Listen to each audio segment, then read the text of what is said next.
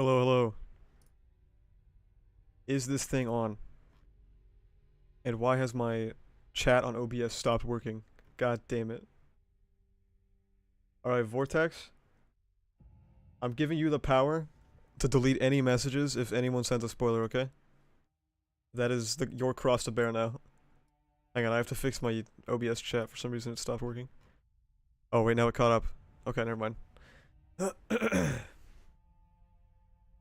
Hello everyone. We made it to the end of Arc 6 finally. It's been like what? I've been reading for what, like a month and a half, 2 months, I forget. But it has been a while. Hello J-Dog, hello everyone. And I want to give just like I did last time, I want to say a thank you to the people who have compiled all these translations. Witch Cult translations for Arc 4 and before, of course, with their PDFs were a great resource. The Arc 6 translations were hit or miss, but they were hit or miss, but it's all good, it's all good. And we're now on Imminent Translations.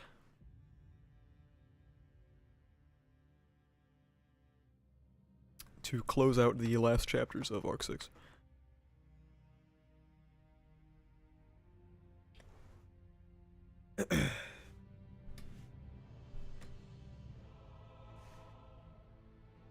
Thank you all for being here today, and also thank you all for the continued support through my ReZero videos. Pretty baller. Hopefully we can continue on. So I'm probably going to be reading side stories after I conclude Arc 6. What I want to do after Arc 6 is, I want to read, like, all of the side stories necessary for, like, extra context for Arc 7, and I want to make them into videos, so that, maybe people don't have to read so much side content again in Arc 7. The good old days Golden Dawn would translate everything without machine translations. But yeah, that is the plan, is to get into side stories and make some side story videos. Finish the entirety of the side stories in this stream. Yeah, I don't know what that one, but that is wishful thinking. I recommend reading EX novels. Yeah, I know Vortex in particular wants to force me to read those novels. But for those of you who are not in my Discord and have not been watching my my live blog, god damn is this phase good. God damn. The ending of Arc 6 so far has been phenomenal. Like, genuinely very good. Sorry to open up my notes. Gluttony wouldn't let you run away from all the side stories? Yeah. I was hoping, I'm hoping that he gets that done soon so that I can use that as a resource.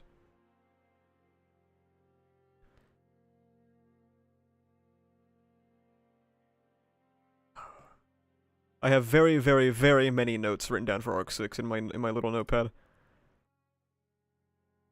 I have a bunch of shit written down. The last thing I read, for those who don't remember, is Emilia getting to the top of the tower and putting her hand in the handprint of the black monolith, which clearly did something, because Volcanica seemed to have chilled out. And Volcanica also recognized Patrichet, which had me stun-locked for about an hour straight in real life. I was unironically just sitting in my chair thinking about that for an entire hour, because I was so fucking confused by that.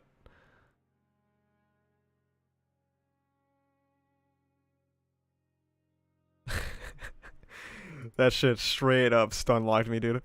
Oh my god. I have my theories, but I'll talk about them later in the stream, or I'll talk about them, just wait for the video. Last phase of Arc 6 was IMO, the best phase I've read. Compared to the other phases, I've read this in one short span of time. I think, yeah, probably final phase is probably the strongest of Arc 6. I don't think phase 4 is bad, but like, being sandwiched between phase 3 and phase 5 is not even fair, bro. So it's not even fair.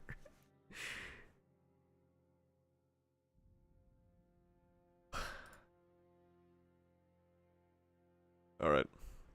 It's almost. I think we'll start very soon. Mechanicus just a little confused. Yeah, he's just a little senile. Are you going to read Patriché's original story? Patriché's an original story? What the fuck does not have an original story in ReZero? Truthfully. Reading Arc 4, 5, and 6 in under a month was pain. I could not imagine doing that shit. It took me like 3 months to read Arc 5, bro.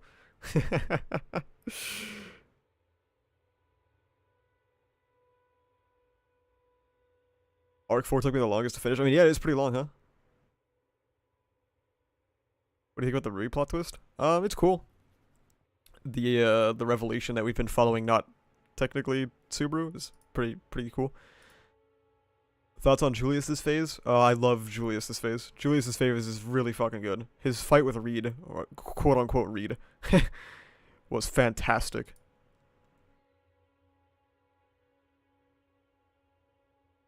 The standout fight though. The standout fight was Ram versus Lei. That was like it stole the spotlight for a lot of this arc, to be frank. Opinion on Ram now? Fantastic character. Never really cared for her too much personally. Like she was fine, but Arc 6 did a lot for Ram. How do you rank Ram in terms of strength? I don't know. I'm not much of a power scaler, so I'm just gonna say really fucking strong. Are you planning to read Arc 4 at some point? Yeah, I think when all is said and done and I'm caught up, I will probably end up rereading Arc 4 on stream, like, entirely. Which is a big thing to do, but I think it'd be fun.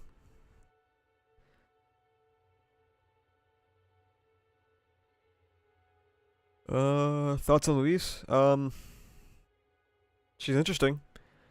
It's definitely gearing up to not kill Louise and save her. So we'll see how that goes in execution.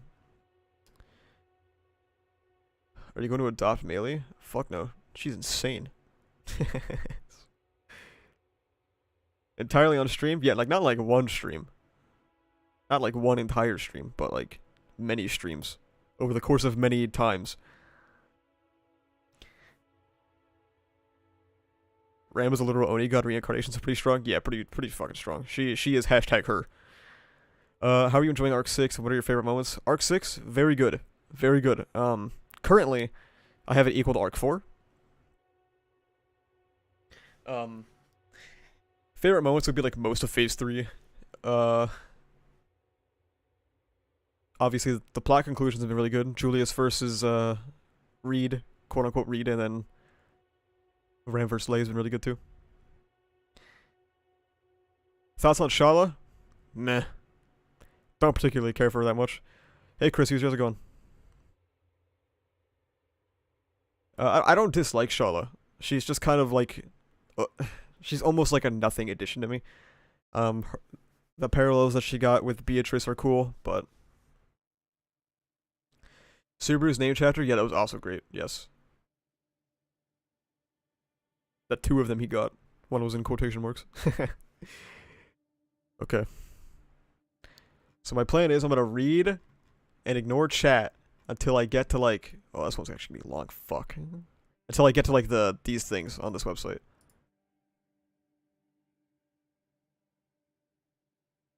Alright. Outside the tower, the Witch Beastmaster broke through the stampede of countless witch beasts by fighting with all her strength. On the second floor, Rita Straya, who had seized the body of Roy Alfred, was defeated. On the fourth floor, the Blasphemer of Fate, the vile Sin Archbishop of Gluttony, was defeated.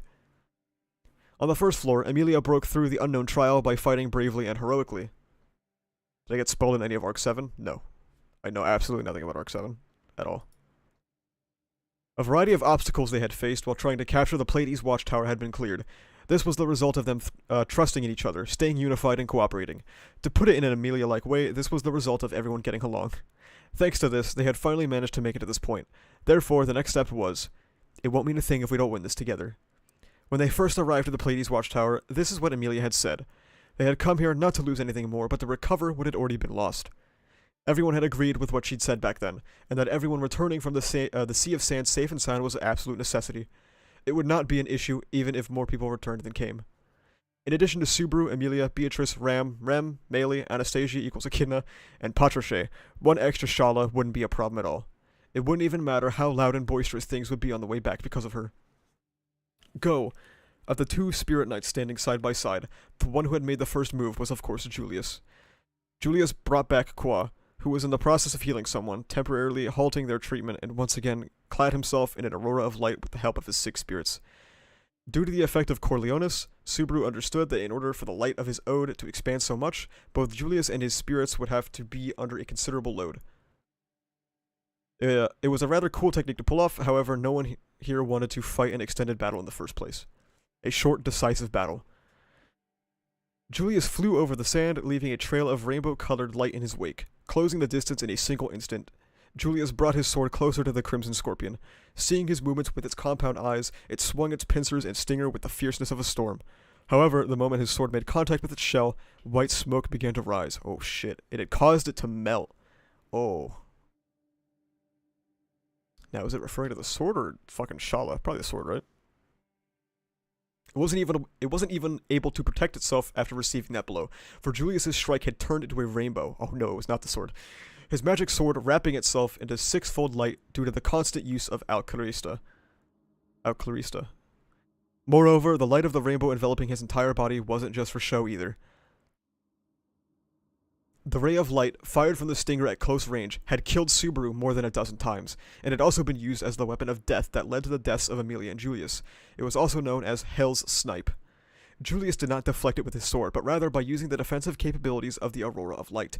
The Aurora of Light, which enveloped his entire body, applied to the concept of Alclauselia, which created a rainbow barrier. Thank you, Zorbus, for taking a shit right now. Appreciate that, pal. And so a high-level swordsman who could unify both offense and defense was born, and could thus be called the Rainbow Spirit Knight. Damn, dude. Julius really is that guy. Julius really is that guy. Its defenses were being broken through. It could not land a single lethal blow, and so, as a result, the Crimson Scorpion was having an awful time. However, the Witch Beast that had been the guardian of the Watchtower for the past 400 years had a sense of dignity. Its crimson shell growing brighter and brighter, a greater amount of heat was released from its powerful pincers and slammed into Julius, blowing the Rainbow Knight quite a ways away. Oh wait, is he not that guy? Oh shit. Its pincers were extremely hot, distorting the atmosphere around itself due to the intensity of the heat. If Subaru were to give a name to the blazing hot pincers, he would call them the Jesus Scissors Hellfire form. Wow. Jesus Scissors Hellfire form. Good. You cooked, Subaru. Good job, man. It was quite admirable for it to show off its new techniques in order to try to liven up the last battle, but the reality was that he did not want it to show any growth. An enemy breaking out of their shell was extremely undesirable at the moment. I mean, yeah. Oh, this is great art. This is very nice.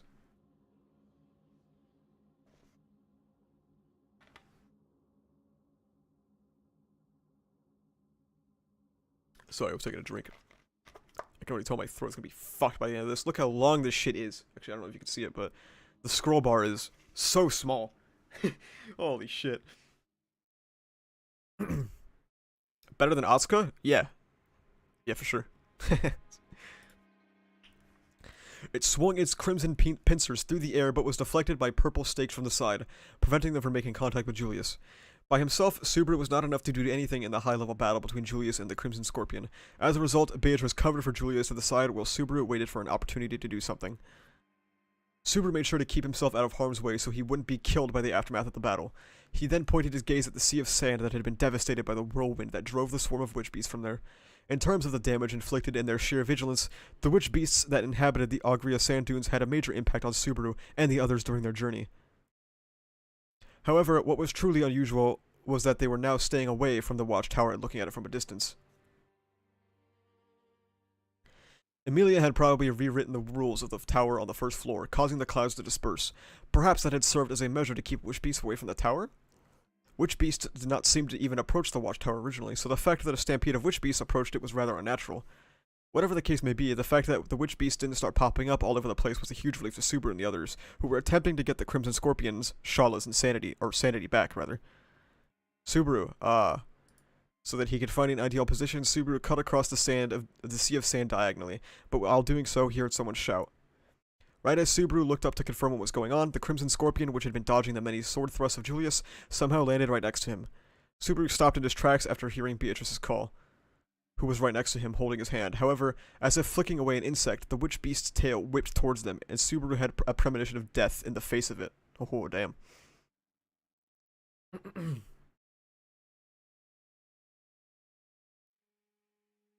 Atsuka's one of my favorite designers, but he makes a lot of mistakes as an artist. I am not very fond of the very, very thin, like,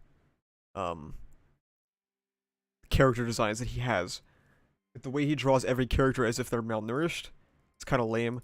And I also don't like how every single child character, for some reason, is wearing something skin tight.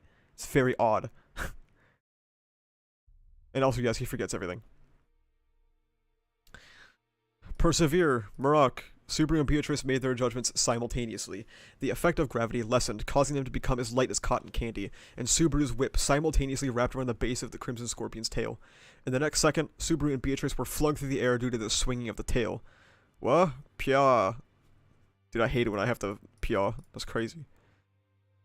They hadn't been flung into the air, but shaken off.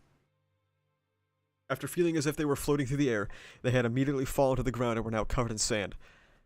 If there had been a hard surface beneath them, even though they were as light as cotton candy right now, their bodies would have shattered due to the sheer power and force. Whew.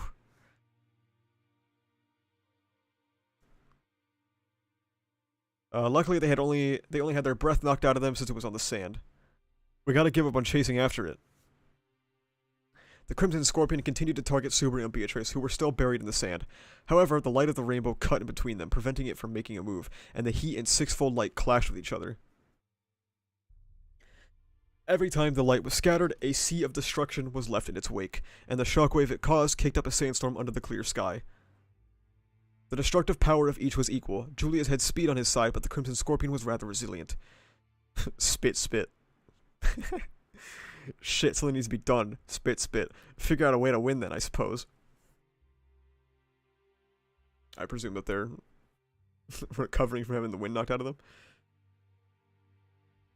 The manga deaths are so much more gruesome than Atsuka's illustrations. Yeah, that's one thing too, is like, you will read like the most gruesome descriptor in like the novel, and then you'll look at the illustration and they'll have like a little, like, drop of blood coming down from their forehead or something, and it's like, it's insane. Together, Subaru and Beatrice got themselves out of the sand and spat the grains of sand in their mouths out at the same time. With tears in their eyes, they tried to figure out how to get the sound of Subaru's voice as well as Julius's rainbow light to reach Shala. There were three possibilities they could rely on. The first was for Julius to suddenly awaken to an even greater power and defeat the Crimson Scorpion in a single blow. This one was a bit unpleasant, but would be a win nonetheless.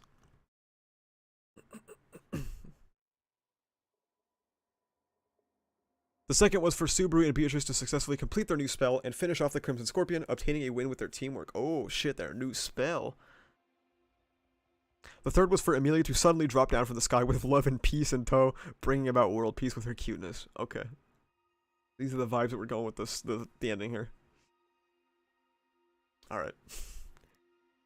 I was really hoping for the third one to happen first, but as had already been stated before, Subaru didn't believe that he was capable of successfully awakening. Wait, what? Of successfully awakening? I'm assuming that's referring to the third spell. And it was unrealistic to expect Emilia to show up with the perfect timing. That being the case, the best they could hope for was Julius suddenly becoming stronger. He's already done that once, so I can't expect too much from him. Even Subaru's like, man, bro's already had his power up this arc. Like, what's he gonna do now? You can't have two power-ups in one arc.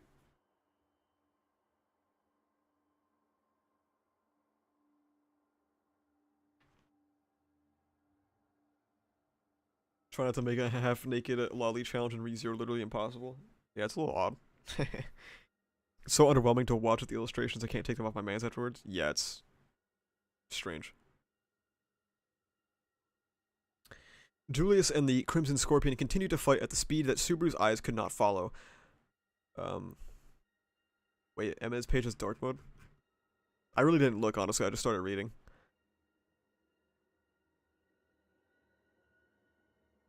This is already taking too long. I give up. Okay.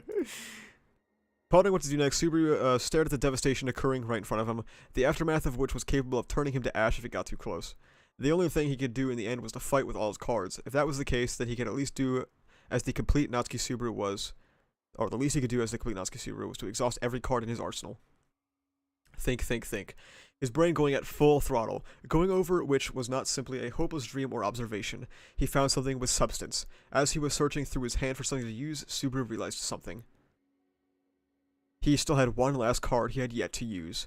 Bayako, did you think of something, I suppose? Beatrice responded to Subaru's calls with eagerness, as if she had been waiting for it. Blessed to have such an understanding partner, Subaru clasped her hand with his once again, and nodded vigorously with a yeah. Here I'm going to use all of the strength this journey gave me. Oh, damn. Oh, damn, damn, damn. Alright. Let me see. Not much has happened so far. We're about a quarter way through the chapter. Maybe like a third of the way through the chapter. So for my notes, I'm going to take down... They're trying to beat the piss out of Shala. There we go. Subaru comes up with a plan to use all of the strength this journey has given him.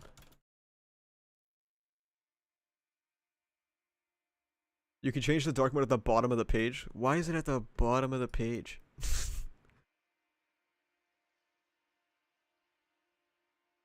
Oh, there's like the PDFs. I'm just like, yeah, whatever. It's fine. I'll just live with it. The Julius and Subaru combined transformation. The sun button. Did I miss the sun button? I probably missed the sun button. Oh, there's the sun button. Alright, well, let me refresh now. There we go. They're gonna do some fusion shit. They're gonna turn into Jubaru. Okay. Let's see what we got next. Sorry, I'm just sorting out my fucking windows. Ragged, ragged, scattering away, crumbling, crumbling, flaking away, tired, tired, fading away, ragged, crumbling, and tired, everything in the distance was shimmering. The fierce light of a rainbow flashed in front of her eyes, and, following her instincts, she swung her arms to get rid of it. Her two bright crimson pincers glowed, containing enough power to burn anything in existence, regardless of whether or not the object was rock or steel. This isn't Witch Cult Translations, but yes, it does actually have a dark mode the entire time. The Witch Cult Translations ones is actually very obvious. It's at the very top of the page, and it's literally a light switch. But it's had it the entire time. This is Eminent Translations. And it could cut through them as easily as cutting through butter. But I'm not really sure what butter even is either. Talking about things based off of secondhand knowledge, she continued to chase after that shimmering target. However, this place was a vast sea of sand without any obstacles, so there was no way for her to corner them. But whether this was a place where there was nowhere to run, or where she had to fight from a distance, she had complete mastery in such things. After all, snipers are always alone, right? This was also something she had heard before. A sniper was a sharpshooter who needed to wait patiently before completely finishing off their prey. And so, she also chose to wait. With the pride of a sniper in her heart, she continued to wait. Day after day, night after night, she gazed into the horizon, forever waiting, looking at those who attempted to come to the tower. There were rules there, rules that bound her to the tower. She was upset about that, but she also thought that if there were no rules at all, her forgetful self would have forgotten various things in no time. Whether it was the places they went together, the words they spoke to each other, the time they spent together, or the feelings and thoughts they shared, they would all be forgotten. Ah, that would be so terrible. Everything had moved on and left her behind. Because she had been asked to wait, she could wait for as long as they desired, but since she was waiting, she couldn't help but hope that the person she was waiting for would come back. As long as they came back, she could wait forever. Therefore, I was so happy that Master came back. Because one by one, everyone disappeared. When he came back, she wasn't sure if she could believe the words he said. Did she wait because she believed in him? Or did she continue to wait simply out of habit? She wasn't even able to answer this question. She had never even thought about it before. There were no reasons to think about it either, for before it had disappeared, they made true on their promise.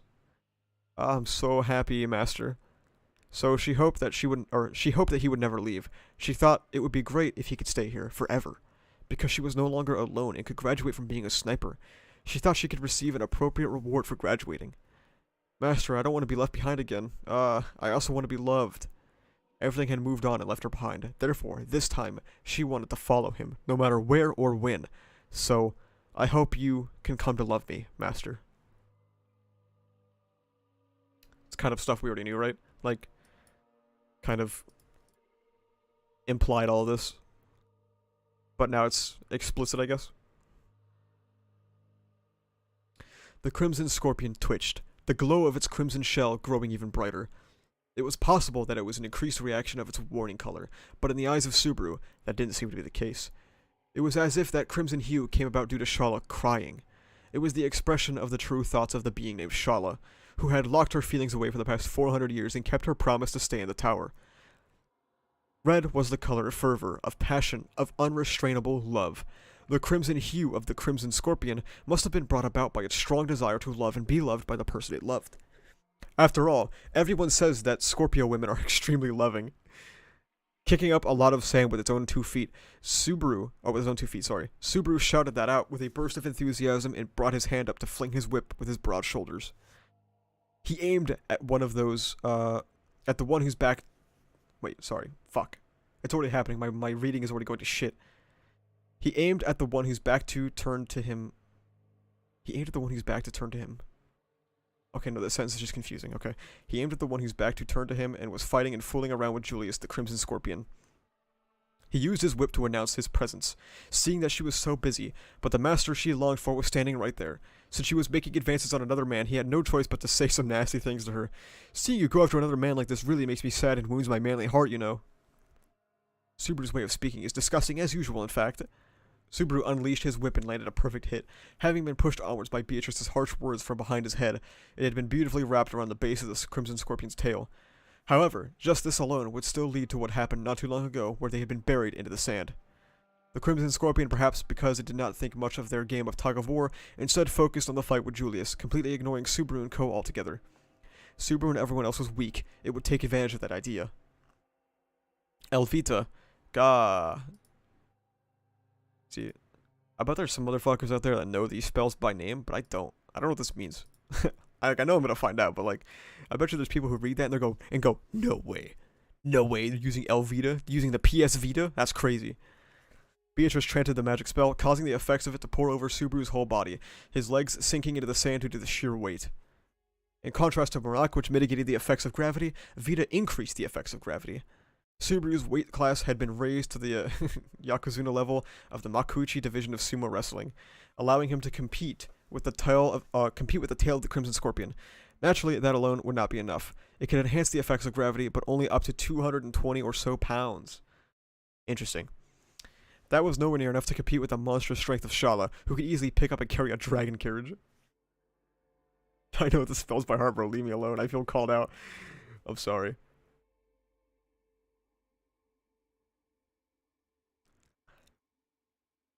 Therefore, time for the climax. Do it! With both hands pulling hard on the whip and his feet firmly planted in the sand, Subaru let out a loud cry. In the next instant, Subaru's body, which was being pulled up by the brute strength of the Crimson Scorpion's tail, returned to the ground. The obvious reason as to why was because of the strength of the Crimson Scorpion and Subaru. No, Subaru and the others was evenly matched.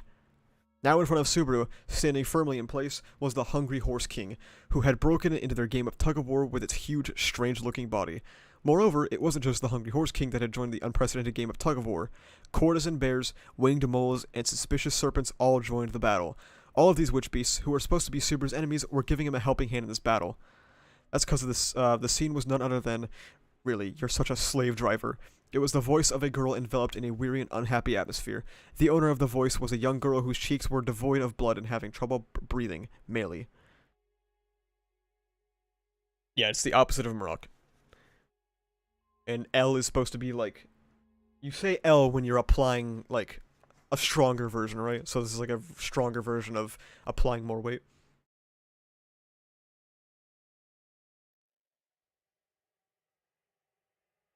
I can only imagine the experience reading this like as it was being published, but I definitely did not think Melee was gonna die.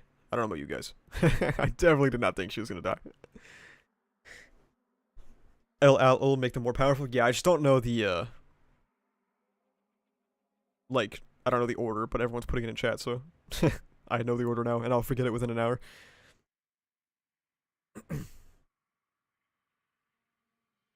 Tightening her lovely face. Oh, okay, weird. She let out a long sigh. Hard sigh. Oh, long hard sigh, my bad. How the fuck did y'all give 3 different orders? Are you going to leave this video on YouTube? So I'm basically going to be doing what I do every time. If you go to my channel and then you click playlists, you can then look at my stream VODs. So then you'll be able to see, this stream right here.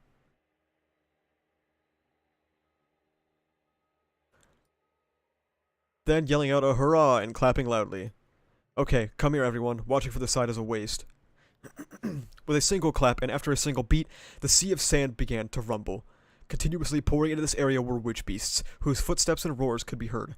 This environment was well suited for witch beasts, and the one who had taken control of it was the witch beast master. No, she can no longer be called that. The massive phenomenon occurring wasn't caused by a mere witch beast master. Using the divine protection of magic manipulation, she guided and took control of the witch beasts of the Augria Sand Dunes, so the title of witch beast master no longer suited her. It was as if the mother of witch beasts, who had left a trail of destruction in the Southern Empire, had returned. She once again made use of her skills to cause a stampede for this battle, turning it into an all-out war. Damn. So is this implying like a melee power-up?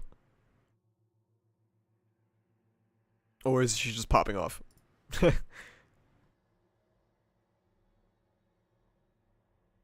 Though Melee wore a painful expression on her face, she still managed to stay conscious and had recovered enough to participate in the final battle. Naturally, there was a little trick behind it. Subaru had naturally used Corleones to distribute the damage Melee had taken to another. Sharing it had been the last card in his hand. I want to say it's funny that somebody in chat said Melee buff, and then somebody immediately after said she's just popping off. And then immediately after someone says divine protection can get stronger. So like, do y'all motherfuckers ever agree on anything? Like, you guys can't even get the spell order right?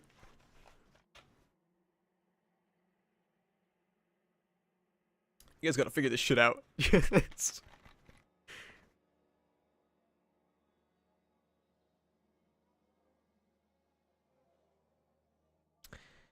Not with Amelia, not with Beatrice, and not with Ram either, nor was it shared with Julius, Echidna, Patroclus, Melee, or the Sleeping Rem. It was the one who had come with them to conquer the Augria Sand Dunes, their ally. Sorry to get you involved, Gyan. Give me a hand. Oh, man. I didn't even think about it. Dude, I forgot about this dude. The Earth Dragon Gyan, who had been left on the 6th floor of the distant watchtower, was also within the range of Corleones' influence, so as a result, Super made the decision to share that burden with the Earth Dragon. Damn. Good call, though.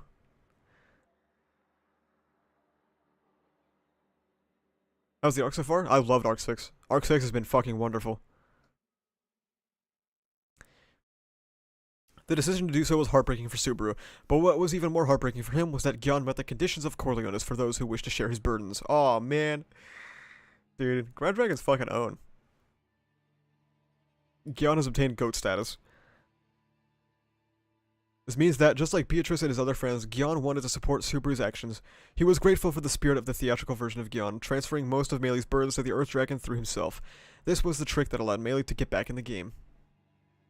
It was also the main reason why the Crimson Scorpion lost in the competition of strength, and also, this will be the cause of your defeat, Shala.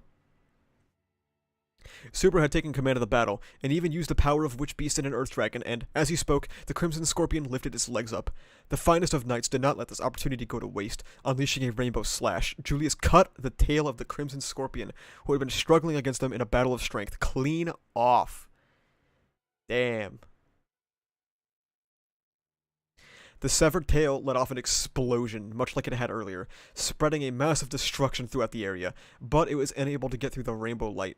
Its trump card having been blocked, it violently swung his large pincer. His? Interesting. It violently swung his large pincers down at Julius's back. However, its attack appeared to have been born from a feeling of agitation and impatience due to losing the battle of strength and having its tail cut off. As a result, it was not able to overpower the knight who had defeated the first Sword Saint and overcame his limits. Sorry, every time I read something like overcame his limits, I think of Black Clover. It's just like a funny phrase. hiss. The slash drew an arc through the air, beautifully slicing through a vulnerable joint on the left pincer. Still trying to regain its balance after its left pincer got sliced off, it attempted to chop Julius in half with its remaining right pincer. Right as the pincer closed, threatening to bisect his slender body from the waist, Al Craneville. I don't know, I have never even heard of this. I don't know what the fuck this is. A moment before the pincer snapped shut, an aurora of light enveloped Julius' entire body in a single breath. As soon as he deactivated his rainbow armor, that aurora of light let off an explosion inside the pincer that was about to close, blowing it to shreds. Damn. It's his special spells. Oh, okay.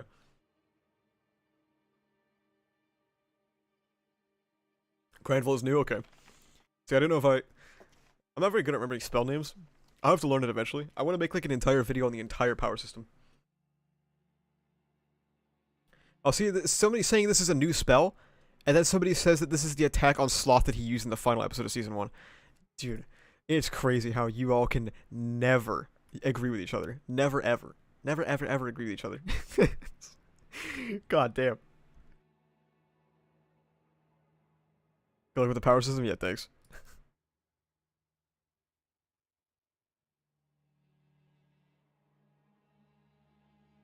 Ranking all spells? Dude, there are so many tier lists I could do with ReZero. Oh man. I'm gonna be farming content. That's crazy.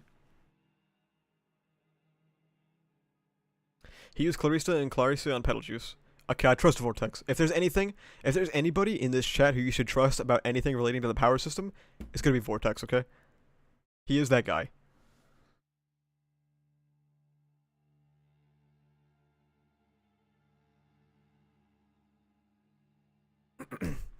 Pushed by the shockwave of the explosion, the massive body of the Crimson Scorpion flew into the air.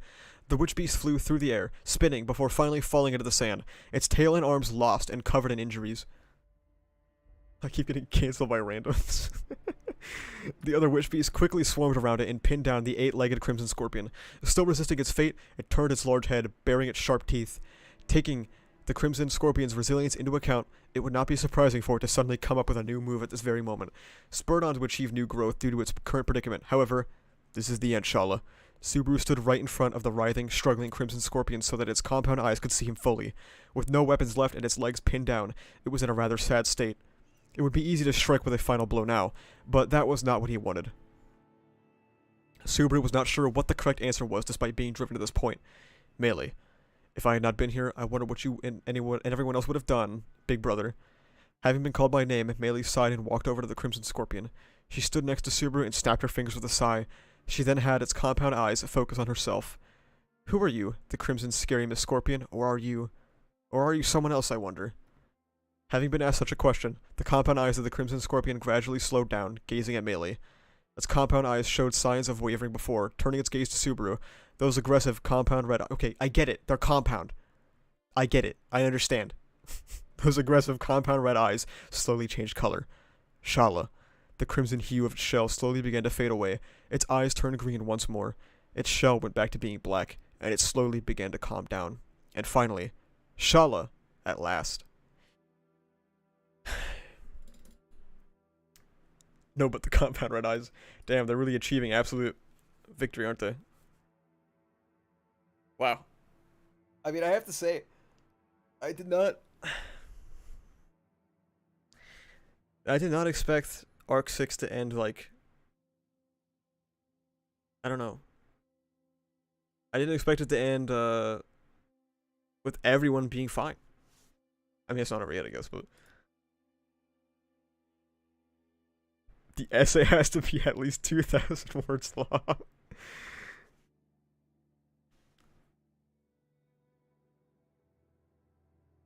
Yeah, I know, cancel, that's what I'm saying. It could have a next chapter. Do you know Shala had compound eyes? No way, that's crazy. Alright, let me think. I have to take down notes now. So,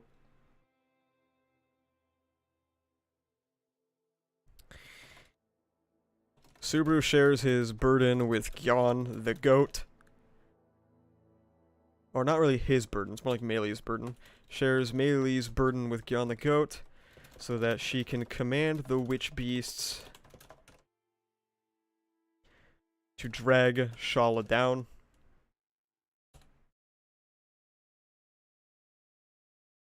No, it's not the last one. There's one more chapter after this. Melee is implied to possibly get a power up to her divine protection, but my stream chat couldn't agree.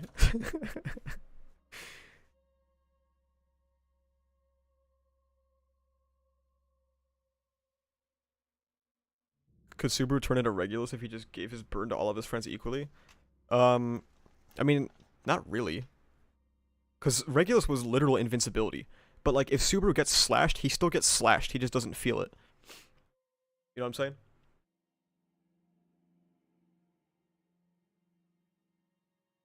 Shala is dragged down because of immediately changing the rules, if I remember correctly? I don't think that's correct. Because they were fighting after she changed the rules. Any thoughts on who the mother she mentioned in chapter 70 is? I mean, it's gotta be the person who made the witch piece, right? What's her name? Daphne?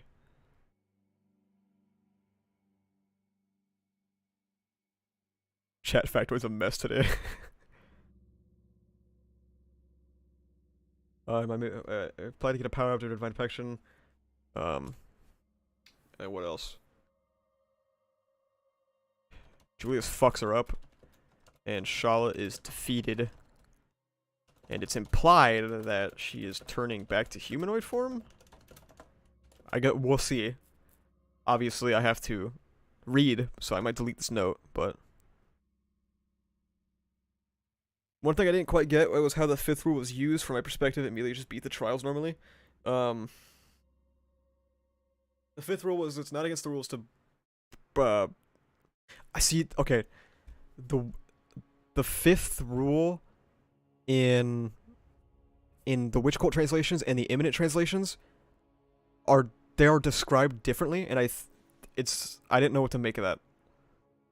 Isn't Mother explicitly stated in Phase 3? No.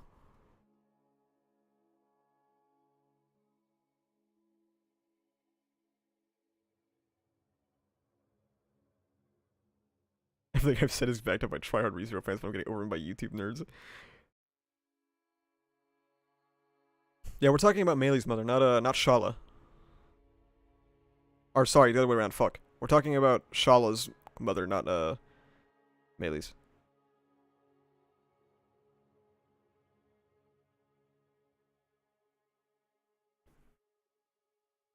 Yeah, I agree with Alpino. I think that's what Emilia was able to break the trials, as in change them entirely. I don't know. Like I said, if you read Ringo's translation, and then you read... Or not Ringo's, no, because that was Phase 4, wasn't it? No, it is Ringo, yeah. If you read Ringo's Phase 4 translation, and then you read Eminence, like, they kind of describe the fifth rule differently. What I didn't understand in this arc is how Subaru forgot his memories only in this world, but not in Japan. It's because the effects of gluttony can only affect things from this world. It's not able to erase memories that do not come from this world. That's also why, at least it was implied, that's why the side effect of gluttony doesn't work on him. It's because he doesn't necessarily follow the rules of the world.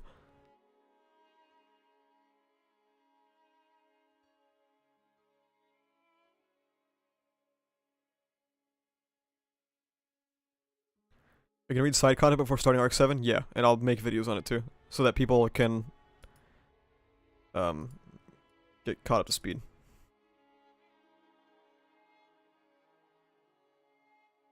Are you over your mind break from yesterday because of Volcanica knowing Patrochet? Maybe like half. Maybe like half over it. Whoa, Zorpus, what the fuck was that? He just barked. What are you doing, bro? You barking? Oops. You barking, bro? The author said the authorities work in the real world. Did he? Everything in Arc 6 says the opposite.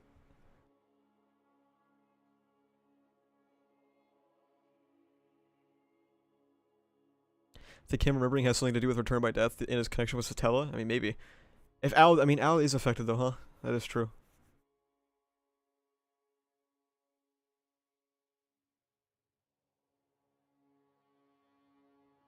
I don't know. Um, all I know is that I was reading Arc 6 and there were many, many, many references. Um, there were many references to him not being affected because he's not from the world. Anyway, I have to keep reading this long ass fucking chapter, so. Ragged, ragged, scattering away, crumbling, crumbling, flaking away, tired, tired, fading away, ragged, crumbling, and tired, everything in the distance was shimmering.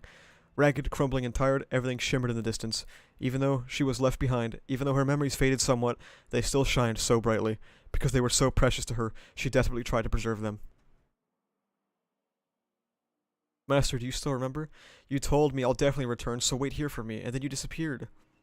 In a seated position, Shala hugged her knees, inclined her head, and asked like so. Subaru shook his head at her, who seemed to be thinking about nostalgic memories of her past. I don't remember, and I've already told you I don't know, right? Don't keep making me repeat myself. Well, it can't be helped then, after all. Master is so much better at forgetting things than me. Master and I really are similar. That creeps me out. No, I admit that we have a similar way of speaking, though. That said, it was only the fact that she was using words from Subaru's world that he unconsciously felt a sense of closeness with her. He was not as charming, cute, or spirited as she was. He wasn't willing to wait 400 years for someone who had abandoned him. After all, I'm an impatient guy who wants immediate results. Well, if I could at least be with the other person, I might be able to endure it.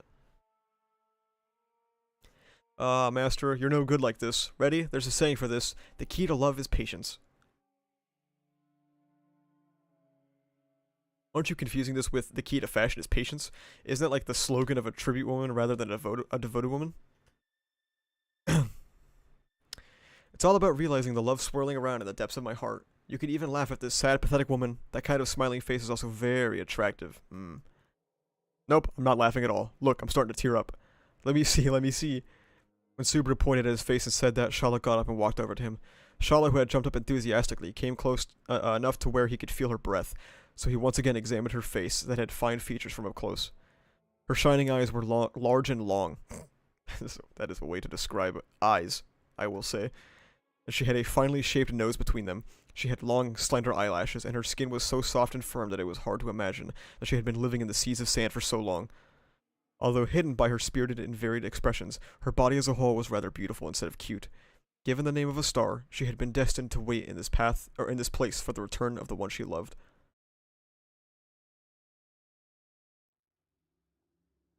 Compact eyes. Man, what is with him describing her eyes in this fucking chapter? He's going crazy. Huh, Master? Are your eyes glistening, or are you crying a little? Your master is a piece of shit. I'm gonna punch him in the face if I ever get a chance.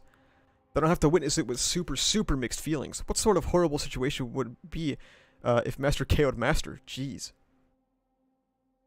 Lips quivering, Subaru squeezed his eyes shut. His hot emotions arose, pushing past his eyelids and falling down his cheeks. Seeing those tears fall, Shala gently whispered, Jeez, what is she about to fucking die? What's going on? While Subaru's eyes were closed, his cheek was suddenly attacked by a wet sensation. When he opened his eyes, he saw Shala's face pulling away from his. Her fingertips on her lips, she mischievously smiled with her red tongue slightly sticking out. Master's bodily fluids are salty and sweet. Oh, God. Saying it like this. The way I say it doesn't change anything at all.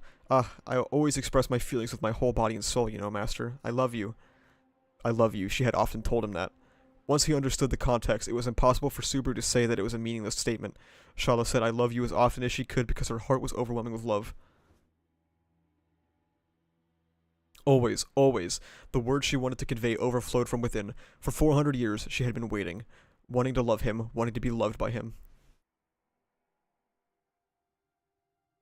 Dabe trying not to be a degenerate challenge. I love you, Master. I won't tell you I love you.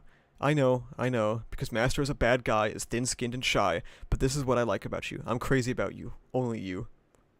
I love Meili. Shut the fuck up. Time had left her, and the role she had been assigned had bound her like chains. When she had almost hurt to one she loved, she cried and begged for death. Instead of hurting him with her own hands, she would rather lose it all. What did what did he say to her? Who was in tears? He said he would never allow her to continue to cry like that. I will not say that to you. I love you. Words like that. It's okay. I'll keep saying the words Master won't say. Master will definitely want to say them to me sometime in the future. Sometime in the future, you say? That's a long time. 400 years of waiting. Can you really do it?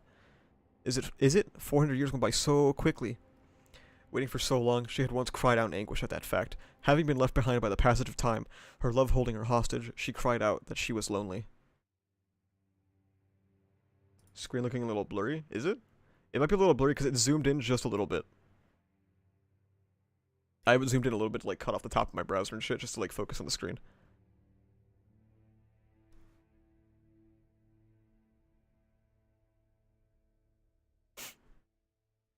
Now she had no idea that a world had once existed where she had spilled her heart out. Therefore, concealed behind her spirited attitude, how much emotion had been swirling around in her heart. Subaru had swore to never make her cry again. Oh, sorry, to never make her cry in general. Lol. Oh, he meant crying, okay. And he wasn't going to break that vow even now. That's why he hoped she could cry out. He wished she could cry, but now that wasn't going to be enough. As long as she cried, bawled her eyes out, cried out and howled, Subaru Natsuki, who wasn't her master or anything like that, would run with all his heart and soul to her side to stop her tears. And yet, a mere 400 years, it's almost like the day after tomorrow, the Crimson Scorpion was nowhere to be seen, and in its place was a beautiful girl, smiling. She was so beautiful that he could not help but become speechless. So ephemeral, that it seemed as if she could collapse at the touch of his hand. Shala's soft cheeks flushed red as she said, because, with the look of a maiden in love. Continuing, the maiden in love said, because I also loved waiting for you. Hey, Master, that's why, one day, again... Oh, shit. So she's straight up dying. But why? I mean, I'm assuming it'll be explained, but... I mean, like, yeah, it's an emotional chapter, but I don't know. I don't really care about Shala, do I? So...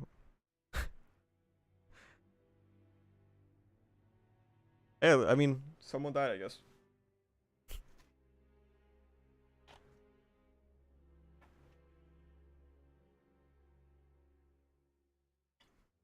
They got so much EXP for this boss fight, yeah.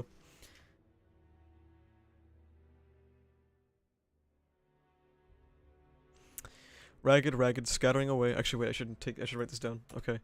Subaru and Shala speak. Shala keeps talking about how she loves her master and how she loved waiting for him. She is getting Thanos'd. Bam.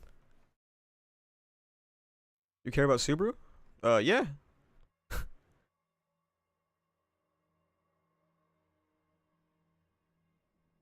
Yeah, Subaru cares, of course.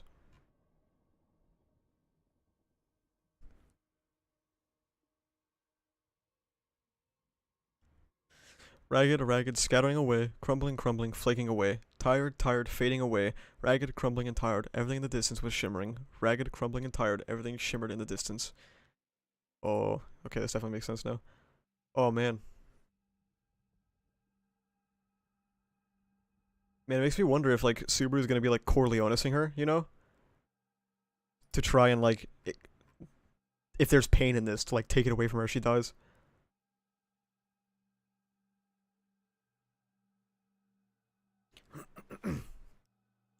Shala, as part of her shell fell off, crumbling and flaking away, and turned into dust. It didn't stop there, but spread elsewhere, her whole body peeling off and turning into dust. The tail and pincers that had been cut off, the 8 legs being held down by the witch beasts, and the head that Subaru Natsuki held in his arms, everything. Did she fulfill her purpose, I wonder? While Subaru attempted to bring all the pieces of her existence that had been diminishing together in his arms, Beatrice uttered that to him in a hushed voice. The adorable spirit was listlessly gazing at the witch beast powerlessly crumbling away. No, it was someone just like her, who had given their life to the role that fate had provided them. His brain refused to comprehend what Beatrice had just said, but he instinctively understood this was not death. This was, after being entrusted as the star's keeper of the Pleiades Watchtower, the inevitable end that she had met today. Then if they had not come here, she might have been able to exist for eternity, forever in this sand tower, waiting for a person who would never return. Subaru, you should be of the understanding that this assumption is insulting to her. And so, what you should do is not live in regret. Sheathing his knight's sword back into its scabbard, the knight tidied up his appearance, which had been dirtied by blood and sand, and spoke such words. It was a ruthless thing to say, but he was also right nonetheless. At that, Subaru gritted his teeth and took a deep breath to hide his hatred for that correctness. Then he hugged the one who had been alone for so long tighter, she who had been left behind and spent such a long time in this place.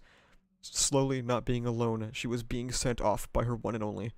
Subaru, Beatrice, Julius, and Melee were all there. In the distance, people could be seen running here from the tower. They must have been their other companions. Everyone was gathering together for her who had been alone for so long. But even if Master were here alone, that would be enough. The image of her saying such words, not being demanding at all, appeared in front of his eyes, which slowly began welling up with tears. The witch beast's fangs gently brushed the tears that were falling down Subaru's cheeks. The Subaru's fangs that seemed as if they, the sharp fangs that seemed as if they could destroy anything, intimately, tenderly, and gently caressed Subaru, who was the most fragile of all, and then, the arms that had been wrapped around her suddenly no longer felt her. Crumbling, the shell of the crimson scorpion that had lost its weight scattered into dust. As he watched the black particles scatter over the sea of sand, Subaru opened his mouth wide. Shala. Yes, master? Shala, Shala, Shala. Did you call for me, master? Shala, Shala. Being loved so much by my master like this makes me feel so embarrassed. Closing his eyes, the sound of her voice responding to his call rang in his ears, and yet, now, she no longer existed anywhere. Subaru crouched down to the ground, scratching at the sea of sand in front of him. The sound of someone's voice reached his ears. He didn't know whose voice it was. He didn't have the time to confirm who it was, but simply looked up at where it came from and widened his eyes. Still covered in black particles, a mound of sand shook slightly, and something crawled out from it. It was rather small, about the size of a palm. The small creature with a crimson shell swung its two pincers in order to get through the sand, and then expertly pulled its body from the sand with its tail. It skittered over to Subaru, who was on his knees, and brushed against his sandy hand. The mere act of brushing against him seemed to have been her leaving behind a trace of her charm. Huh.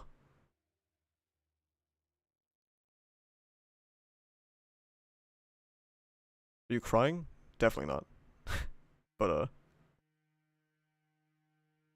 okay.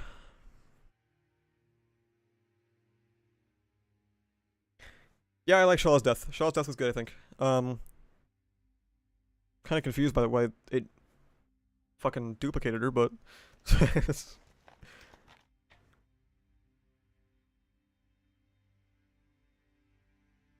don't know. I kind of feel like this would have been better if there was no other Scorpion. I don't know.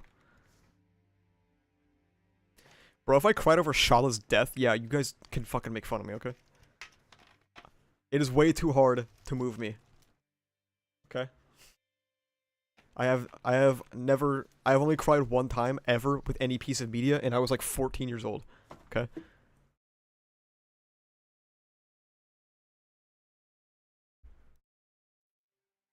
At least try.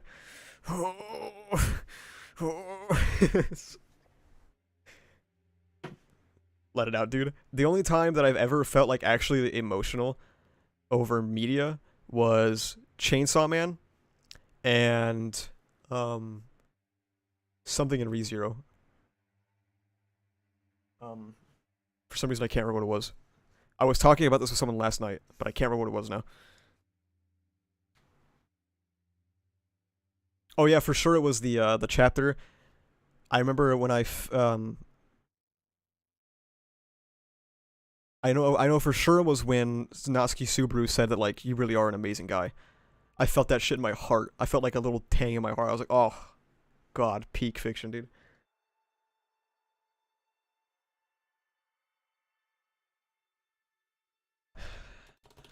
I tried to type Shala in my notes and I wrote Thanos.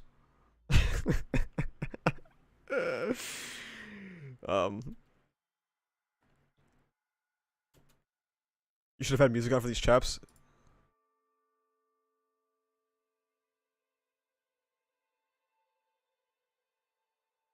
Shala turns to dust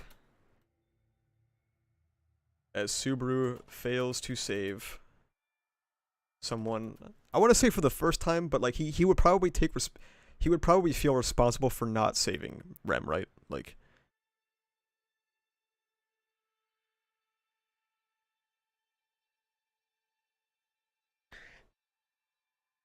Something in ReZero doesn't remember what? Yeah. I don't really keep track of when I felt moved, honestly. For ReZero fan, or not fucking ReZero, for Chainsaw Man fans, it was, the scene in particular was when, Denji was within power in the dumpster, if you remember that. Technically, he's still in the process of saving Remno. Yeah, but he probably felt responsible for not, like, for having her get gluttony in the first place, right?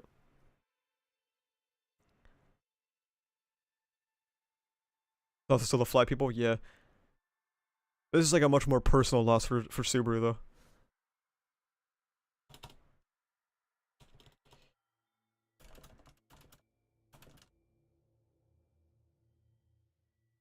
Um,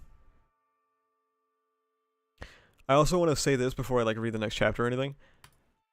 I don't know why, I have a hunch that like the fact that they've been away from like society um for like what 2 months now, dude, they're gonna come back and shit's gonna be fucked up for some reason. Something's not gonna be right. Do you agree with Glut that Lei is better than Regulus? Yeah, probably. I think they're both great though.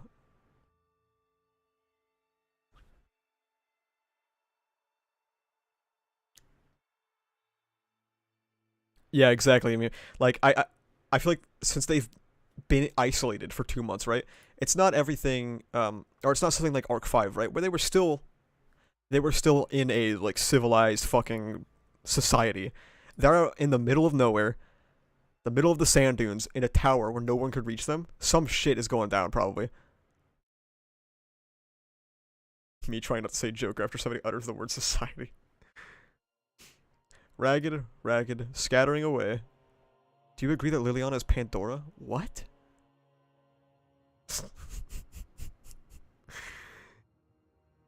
What a message in my chat.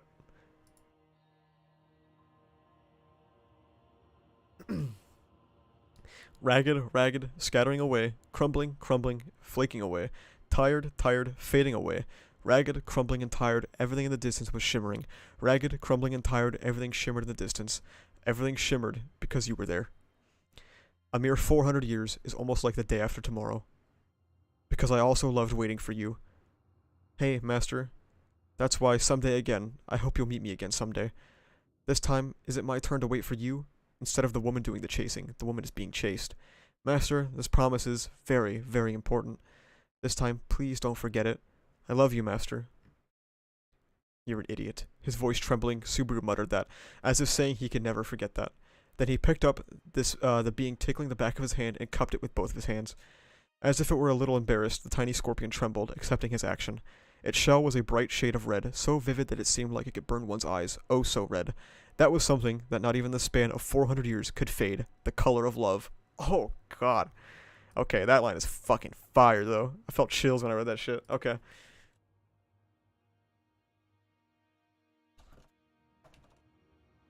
What chapter is this? It was 89 Shala. Did it have compound eyes?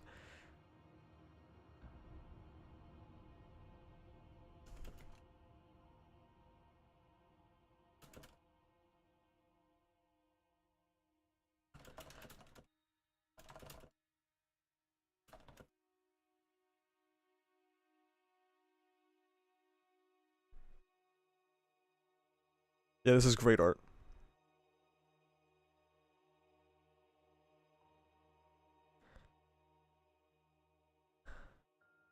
Oh, the scorpion, you're almost sleeping. Well, we actually have a character death in ReZero. Wow. um, I mean, it might be kind of ambiguous because, like, I don't know what this thing is. Like, is this her technically? Like, what is going on here? Um, but Subaru felt failure, which I think is good. Death, yeah. I don't exactly know how to feel about that, but if this just grows back into Charlotte, that's kind of lame, you know. Lay died. Oh boy. I mean, it's an archbishop. Of course he's gonna fucking die, right? Like I'm talking about someone on our side. Love to see my boy fail. Yeah, I love failure.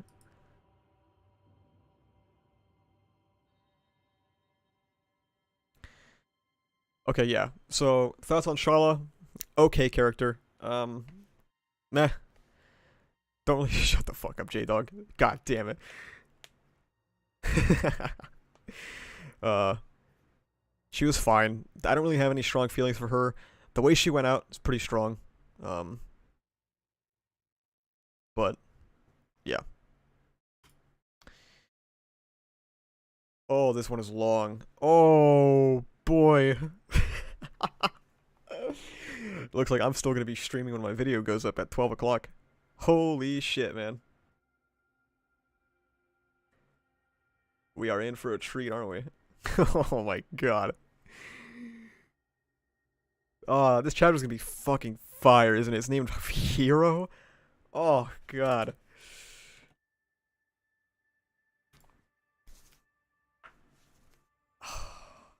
Such a good fucking name. Because I know what this is referring to.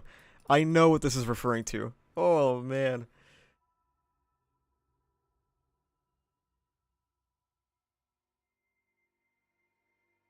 Okay.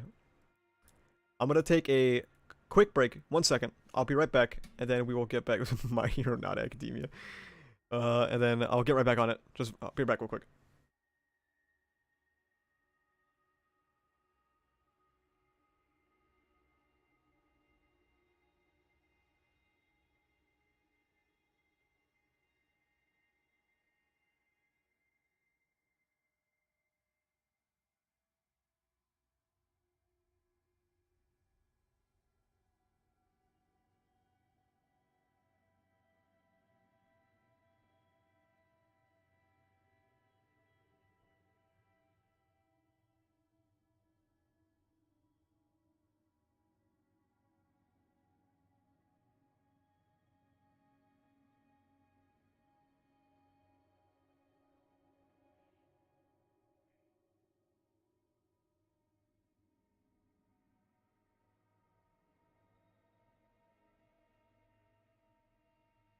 All right. Zorbus is in the window, and like the light is hitting him, and I just see like the shape of a fucking moron looking out the window. Okay. This is it, man. We're here at the end. My fucking MHA video goes live in an hour, by the way, which is kind of annoying. But like, I'm not gonna stop streaming just for that, right? Whatever. Did I miss something that I should have removed? Not that I'm aware of. I think you're good. If you did, I didn't notice it, so you're fine. Alright. It is time for the final chapter of Arc 6. Chapter 90, Hero. In complete silence, Subaru's shoulders trembled. The tiny scorpion that had emerged from beneath the dust in his hands. He'd wanted to save her, he'd wanted to take her out of this lonely sand tower, he'd promised to help her, but now he couldn't keep his promise. Subaru Natsuki always made promises he couldn't keep. Oh, god, man. That is fucking brutal. I was thinking about this too. He really can't, huh? He really can't keep his promises. Not a single soul could utter a word to Subaru, squatting in the sand in silence. Beatrice, who was beside him, and Julius and Melee, who were behind him, could not find the right words to say. The scorpion, which had been in his cupped hands, crawled up Subaru's arm and perched itself on his shoulder, brushing against his neck as if it were trying to comfort him, who had even forgotten to shed tears and weep. Subaru didn't have a clue as to what the tiny scorpion even was. What did the scorpion, which had emerged from the remains of the Crimson Scorpion, have to do with Shala? Or was she the scorpion? That's impossible. Subaru had exchanged words with Shala in her last moments. However, it was not clear whether the conversation actually happened, or if he was just imagining it all as she was passing away. I saw someone in chat speculate, like, oh, did this conversation even actually happen? But it looks like Subaru's not even sure. However, Subaru harbored a sad conviction that it was indeed the case. Shala was gone. Her existence was tied to the very rules of the Pleiades Watchtower, and ultimately, much like Reed or the monolith at the third floor, was like a stage prop for a trial. As a result, once the Watchtower had fulfilled its role, she had to leave. She had followed the role of a stage prop until the very end, and for her to merely be a stage prop opened up a hole in Subaru's heart. That frank smile, the annoyance he felt because of her desire to interact with him, and her unfamiliar voice calling him master, master with deep affection, all of it was gone. If Shala were to cry out and scream that she did not want to disappear, then Subaru would do everything in his power to stop it from happening and would sacrifice Zorbus. It would sacrifice himself time and time again in order to save her. However, that wasn't what she wanted. Smiling, she told him she wanted to meet him again someday, but then she disappeared shortly after. He wasn't sure, but I know I'll meet you again someday. So, with a cheerful smile, she fulfilled her wish to tell him she loved him. For that reason, so goodbye for now, Shala. Is he gonna meet her? I mean, I feel like you include that line because he's gonna meet her again someday, right? What does that necessarily entail?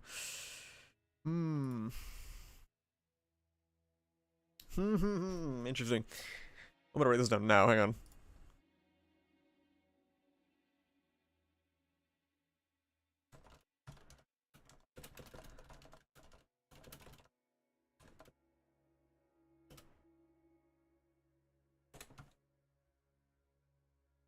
Oh god, that was my spine. I don't know if you heard that.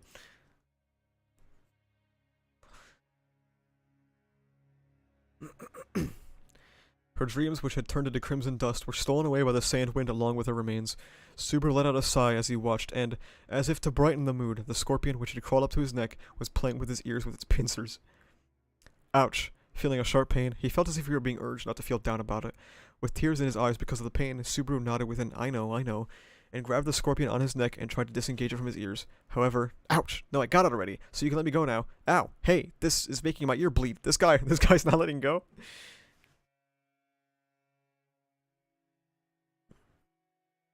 What are you doing, big brother? Subaru's ear curling in its grasp. He panicked since he couldn't manage to peel the mini Crimson Scorpion away from it. Okay, do we have to call it the mini Crimson Scorpion every time? Can we just call it a scorpion? This is such a fucking mouthful. Can we please just call it a scorpion? When he was about to lose part of his ear, it was Melee who came to the rescue. Astounded by what was happening, she quickly moved over to where Subaru was and grabbed the mini Crimson Scorpion with her little hand. Just because it's small, it's still a witch beast, you know. So if you let it go close to your face, it could start chomping on your eyes and nose before you know it hit you. Mini Crimson Compound Long Eye Scorpion. Like, it's so verbose. It's ridiculous.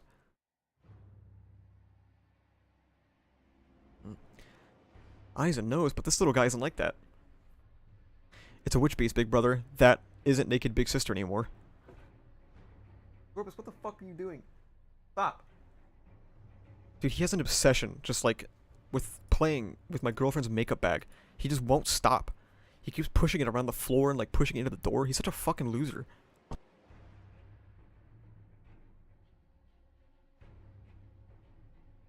Saying that, Melee plopped the mini Crimson Scorpion onto the top of her head. The little thing didn't do anything naughty to her head, unlike what it did to Subaru's earlier. It appeared as if he were under the influence of her divine, or as if it were under the the influence of her divine protection of magic manipulation, thus hiding its aggression.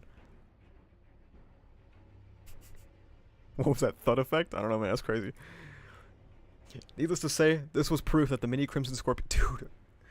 It's like gonna annoy me now. This is gonna annoy me. Needless to say, this was proof that the Scorpion was a witch beast that could be tamed by Melee, as well as proof that the little thing didn't contain Shala's ego. Subaru, let me heal your wounds then, I suppose. Then, with his eyes still cast downward, Beatrice tugged on his sleeve and tenderly looked his body over. In consideration of her, he bit his lip and nodded strongly. He knew he couldn't stay in the sea of sand forever. Subaru, everyone! In the distance, the big door of the watchtower swung open, and Amelia came rushing toward them. It was clear that she hadn't had an easy time due to how messed up her clothes looked. They would all be able to chat together, including about that as well. They had too many things to talk about, as well as too many farewells to give. Oh man.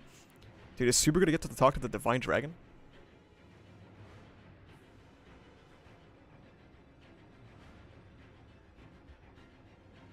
Alright, meme. See you later, bro.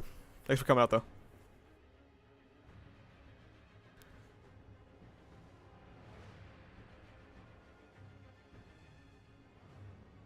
Okay, so... nothing really new. The Scorpion is purely a witch beast, said to not contain Shala's self. Opens the doors and enters the tower.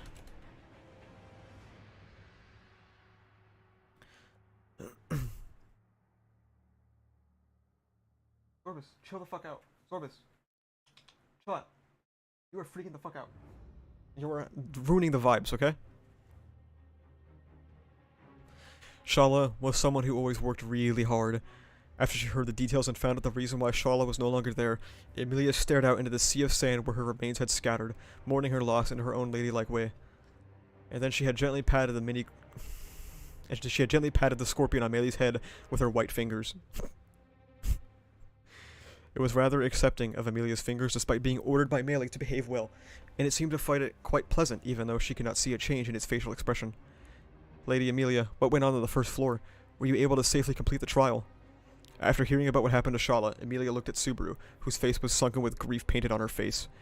However, it was Julius who had made the first move to change the subject. And after hearing his question, she answered him with an, I think so. It was really hard because I didn't understand it, but I more or less completed it, I think. Oh, do you completely remember me, Julius? That's right, I can certainly remember who you are now. Oh shit. Emilia asked that question nervously, and Julius replied with a look of surprise on his face, whilst covering his mouth with his hand. Nice. Julius said, Lady Emilia, once more, confirming that the Emilia who had previously gone missing had returned, and then nodded. Oh shit. They're back, dude. Beatrice, do you remember me? How about Meili? I remember you, so don't worry, I suppose. It was as if I had completely forgotten you until somebody told me I'd forgotten you. In fact, it's such a scary feeling, I suppose. I also completely remember you. How about you, big sis? Do you remember me and all the promises we made? Absolutely, I'll never forget them. That's a relief. I had a feeling everything would be okay since Ram and Patricia remember me too. Okay. So it does have to do with both of them being dead. Because I was speculating because, I remember someone told, it was Gluttony who told me that the content of Phase 4, they killed Lei, and, memories didn't come back, but now Roy and Lei are dead. So you don't need to also do something about, Luis, right? Which, it still has to be resolved in this chapter, I imagine. Because, I mean, she's sitting in the fucking cradle of memories.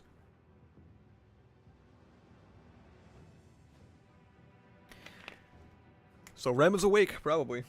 Fucking walking around. Lost as fuck, got no clue where she is. Her fit is whack.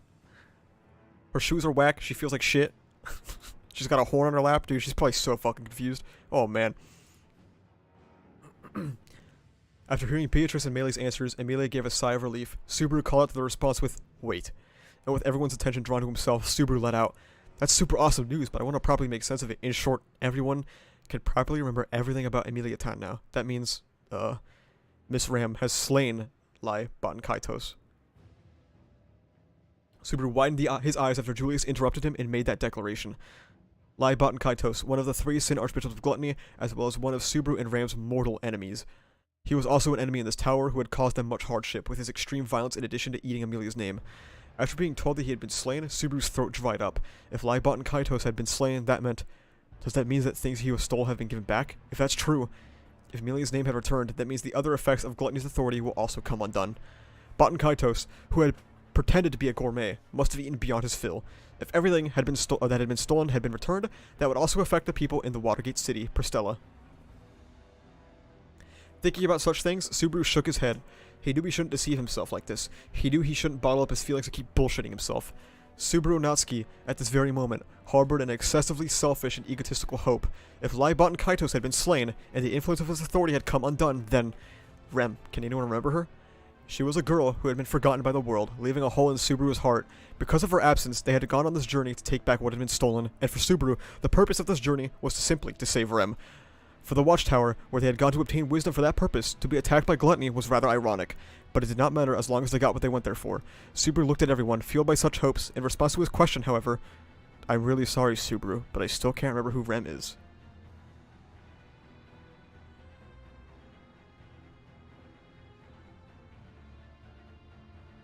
Okay. Why not? Betty can't either, I suppose. I still can't recall who Ram's sister is. In fact, moreover, what? What else is there? Emilia had denied it, and Beatrice followed, leaving Subaru in a state of shock. His budding hopes had been shot down, so Subaru rushed over to Beatrice, who had yet to continue her words. Desperation in his eyes, she pointed towards Julius behind her with her white chin. I still can't remember Julius, in fact. Perhaps not all the harm Gluttony caused has been undone, I suppose. Oh, okay. Okay.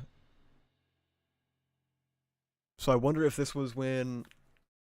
Because was it one of the chapters with Lei versus Ram that Lei was like spitting out souls or whatever the fuck he was doing, right? Or something like that? I forget exactly. And Amelia's was probably one of them. It really is only Amelia, huh? What the fuck? You gotta be kidding me. Why would he spit out Amelia's, though? She's got, like, some pretty sick-ass magic techniques, no? Yeah, names is what I meant, yeah. Okay, let's keep reading, I guess.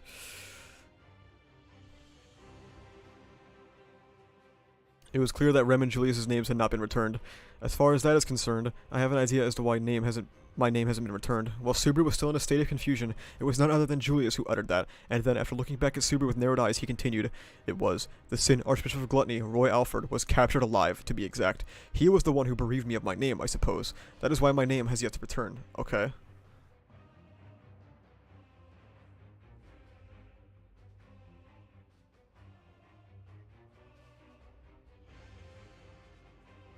Okay.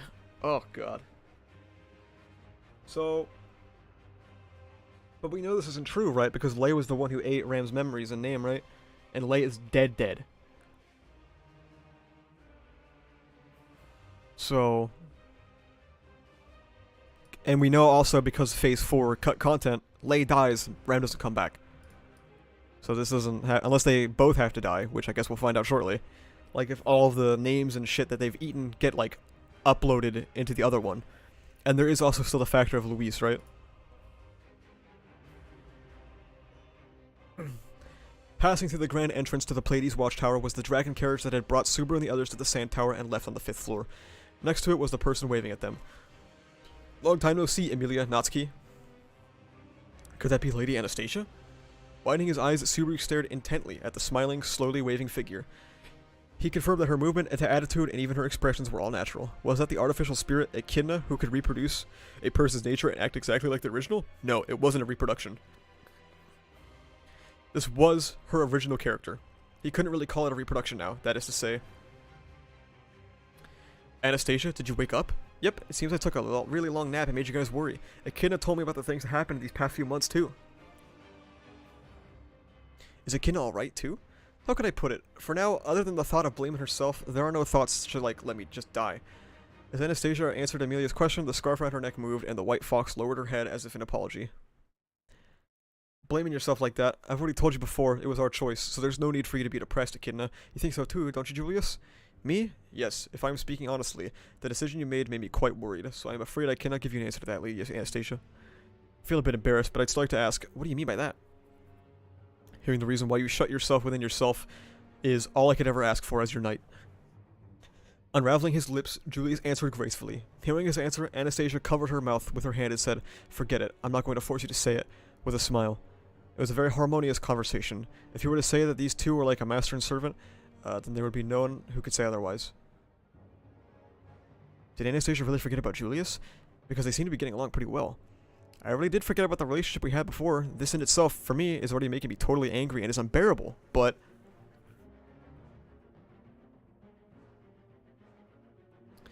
She's been controlling her feelings, really, so she's acting like that. Fortunately, after being with Julius for the past 2 months, I can say a few things about him. It appears that I was born for this very purpose. You also seem to be going off in an odd direction, in fact. Beatrice spoke a bit gently to Anastasia, whose lips were quivering, and by extension Echidna, who was around her neck. Hearing that, Echidna snorted her fox nose and nodded with a yeah. Echidna, the artificial spirit without any history and who had gone to the Watchtower in the place of Anastasia, also had her own thoughts and appeared to have been able to come to a positive conclusion. It seemed as if Anastasia getting her own body back safely was part of it. The taking care of her many problems as well as her regret she felt for shutting herself off in her own ode, and so on had yet to be resolved.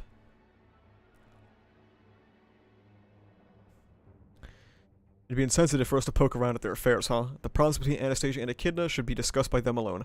Of course, if they asked for his assistance, Subaru would gladly exert himself for their sakes and assist him in solving their problems. It would be safe to say that the time they spent on this 2-month journey had fostered such a bond. Anastasia, I'm so happy that you got back safely and super talkative, but I know, you want to know what happened to the Sin Archbishop that Julius defeated? He did this and that, and then chucked him into the dragon carriage. Fucking chop his head off, bro. Julius did this and that? Anastasia shrugged her shoulders and then gestured at the dragon carriage behind her. Subaru silently gazed at the dragon carriage next to Amelia, who was pondering her words. Within it was Roy Alfred, the Sin Archbishop of Gluttony. Before he entered the dragon carriage, he stroked the neck of the earth dragon Gyon, who was attached to the carriage. With its thick legs, the earth dragon from the Agarus species played a crucial role in the final battle with Shala, and had unexpectedly led Subaru and the others to victory. This wasn't the absolute best result. Nevertheless, it didn't undermine his consideration for Gyon, not to mention that Melee was able to survive thanks to Gyon's spirit. I was totally safe thanks to you. In the future, no matter what happens, please continue to help me out. Gyon, whose thick neck was being stroked, flared his nostrils as if saying that would be a heavy burden to carry. Subaru smiled bitterly, put on a serious face, and then got on the dragon carriage. Then, after giving a nod to Amelia and the others, he peered inside. Inside was the Sin Archbishop of Gluttony. That's him. The atmosphere, full of tension. Subaru appeared into the dragon carriage, and after seeing what was inside, was shocked by what he saw. Alfred was indeed inside of the dragon carriage. However, the method in which he had been detained was a bit different from what Subaru had imagined. Roy Alfred, with his eyes rolled back, revealing the whites of his eyes, was covered in a black crystalline material, effectively detaining, no, sealing him. It's a Sin Archbishop, so just preventing them from moving wouldn't be enough, right? That's why I rigorously solidified it to the best of my ability. The solidification thing, what's the principle behind it? The principle is that it is an amplification, sorry, I thought it said amplification, of yin magic, I suppose, using Shamak to separate them from their consciousness. It is then solidified like that. It's a very ruthless way of doing it, in fact. Interesting. Interesting, okay. So this black thing is like a chunk of Shamak? After Subaru heard Beatrice's explanation, he was a bit shocked and then looked at the seal once more. Shamak was arguably Subaru's most trustworthy magic before he formed a contract with Beatrice, but its effects and the way Julius used it as a means of sealing someone could only be described as amazing. Seeing the way Subaru reacted, Julius said, "Please don't misunderstand me. It's nothing. It's not a technique I invented or anything. This exact technique is used to make the world's most famous seal, though there is a huge difference in the scale." Okay. Crystallized Shamak, huh? Okay. The most famous in the world, you mean that one? The Witch of Envy? Right. Amelia, who was looking at the seal Alfred, said that. Julius gave a deep nod, confirming what she'd said. The seal used on Alfred had used the same technique that had sealed the Witch of Envy for the past 400 years nearby, east of the Watchtower.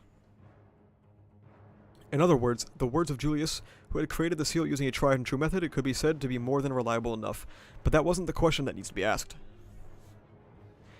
The question is, why do you want to keep this guy alive? Subaru. Amelia, gazing at the sealed Alfred, said that to Subaru whilst lowering her eyebrows, his heart aching due to her gaze. Subaru turned his eyes and said, "That's just how it is, right? When one of the gluttonies, when Baten Kaitos died, everyone remembered Amelia again, so if this guy dies, then the rest of the memories would... There's no solid proof that they would come back. This is the biggest reason why I did not end his life." There is absolutely no doubt that Miss Ram slayed Baten Kaitos. However, was Lady Amelia's name returned merely because of that? Something else. Perhaps he had given it back voluntarily. The possibility cannot be ruled out. If you make a hasty decision, everything could be lost. True, true, true. Julius threw out one sound argument after another, as if reprimanding Subaru for his impatience, and his argument was so sound that Subaru could not even offer up a rebuttal. However, in that case, what about his Book of the Dead? Subaru proposed using a method that only existed in the Watchtower as an alternative. When it came to revealing the true thoughts of a person, there was perhaps nothing more suitable than a Book of the Dead. True, true, true. Whatever the case may be, it was something that allowed one to experience another person's life.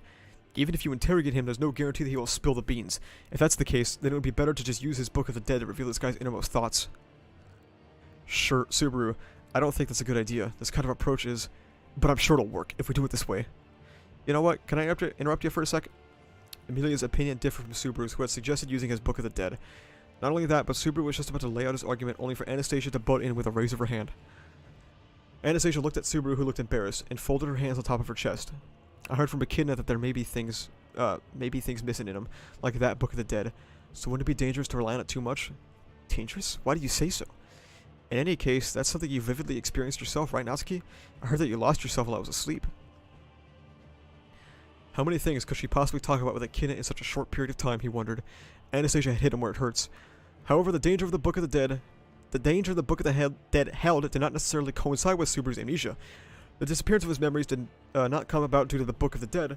However, that did not completely negate the risks the Book of the Dead posed. In fact, when he read Meili's Book of the Dead, some parts of Subaru's mind and emotions were almost painted over by her personality. What would have become of Subaru, who did not consider himself to be particularly powerful or mentally strong, if he had become a more impressionable person? Who could say that a new Roy Alfred, who had inherited the soul of the former Roy Alfred, would not be born as a result? I mean, you could just read Lay's, no? Like, if you read Lay's book, then you know what he's thinking at his death, and you know exactly how Amelia got his name back.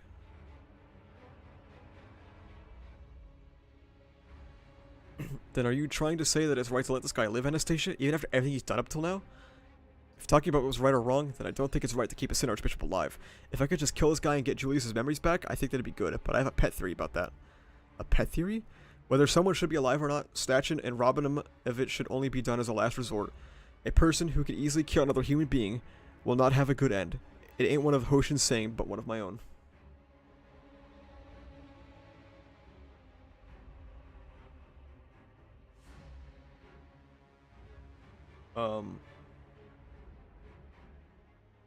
I mean, the only instance we have of somebody literally being taken over is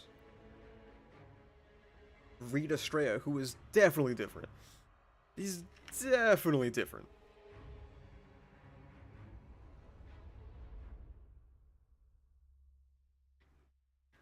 Rita Estrella and Leia Botan Kaitos, not... Leia's not that guy.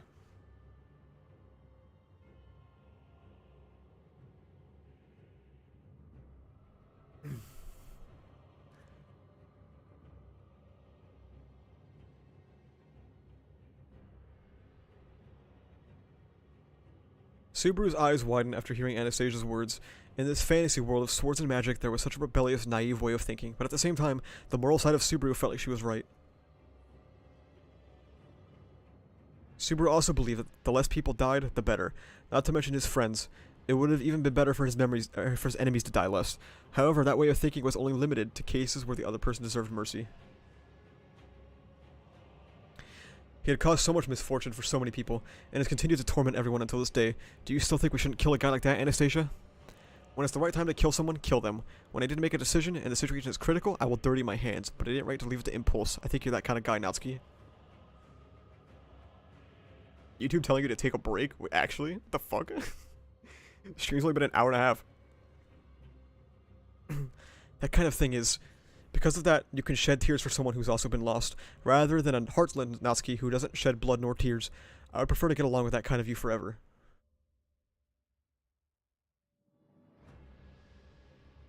That is true. Reading the book could flood him with a lot of personalities. Well, then he shouldn't read Roy's either. I'm just saying, if he wants to read a Gluttony's book, Lay's option is there.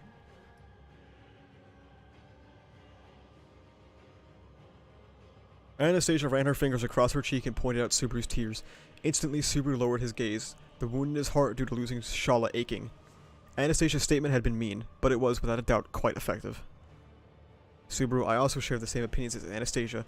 Taking the sleeping Rem and Julius into account, I really want to hurry up and resolve things, but no need to worry about me, at least. Having gotten to this point, doing what is right is far more important than making hasty decisions. This also concerns my younger brother, after all. Wait, he does... He remembers his younger brother?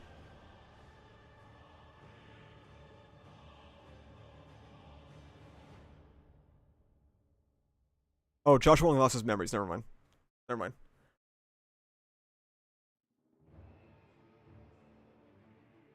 What was Josh? Can someone remind me what Joshua was like? I don't fucking remember what happened to him. I remember he got gluttonied, but I don't remember the extent of the gluttonying. Subaru told him? Did he? When did this happen? I actually don't remember.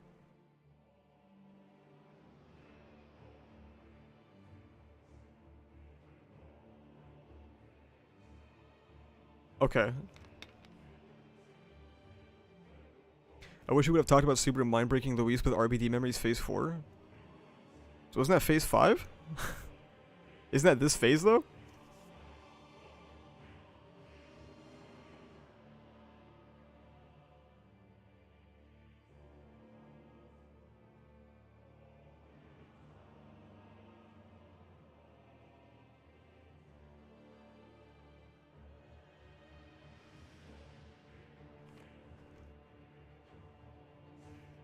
I deadass do not remember him showing him Joshua.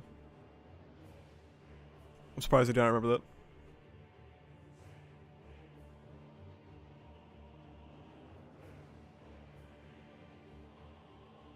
I'm just like Julius, bro. I forgot about his brother entirely. That's crazy. They were on the brink of recovering Joshua's memories who had been left in Pristella. And Julius was extremely cautious, but as had already been mentioned above, that was the correct choice. In order to make up for their pain and sense of loss, he was eager to get results. That was probably how Subaru felt right now. Gluttony be working IRL too. Shit, yeah, that theory about gluttony not being able to affect the real world, it's not true. Let's summarize it then. Anna and Julius's opinion is that we should move Roy Alfred, the Sin Archbishop of Gluttony, to the royal capital to find a way to save the victims of his authority. He will not be pardoned after that either. He shouldn't be able to escape a capital punishment. There are limits to how much they can pardon on the grounds of age. That's how it may end up in the end. After seeing Subaru unclenching his fist, Echidna and Anastasia got the story in order. Amelia had no objections to the treatment of Alfred. He would be taken to the royal capital in a sealed state, so in a sense, he would be in the same position as Sirius, who was taken there not long ago. Dude. Having Sirius and Roy, oh my god, in the same place? No way. There's, dude, Arc 8's the breakout arc, bro. That's crazy. Arc 8, they're breaking out of prison. Holy shit. Or there is the alternative if they go back. Yes, I agree. They go back and the world is in shambles. Do you also think this will be alright, Amelia? Yeah, I also really want to properly remember the people who have been forgotten. When Anastasia asked her to confirm her intentions, Amelia lifted her head and answered in a dignified manner. Subaru couldn't form a rebuttal to her words, feeling somewhat hopeful and bitter at the same time, and then turned away from the Sin Archbishop in the ground carriage and suddenly fell to his knees. Huh? Subaru, aw jeez, I knew you were going too far. In fact, it's only natural for you to become like this. When you've been in a bad mood for so long, I suppose. Subaru's head felt heavy. His vision was unclear, and she was supporting his shoulders, whilst yelling angrily at him. Her adorable voice rang in his head, and he realized he had consumed more energy than he thought. Wouldn't it be natural for her to say it's a natural result? He had died many times when he had amnesia, died many times afterwards, came face to face with himself in order to recover his memories, fought against the 5 obstacles that plagued the tower when he woke up, used his authority to take on the burdens of his friends in battle, and lost Shala at the end of it all.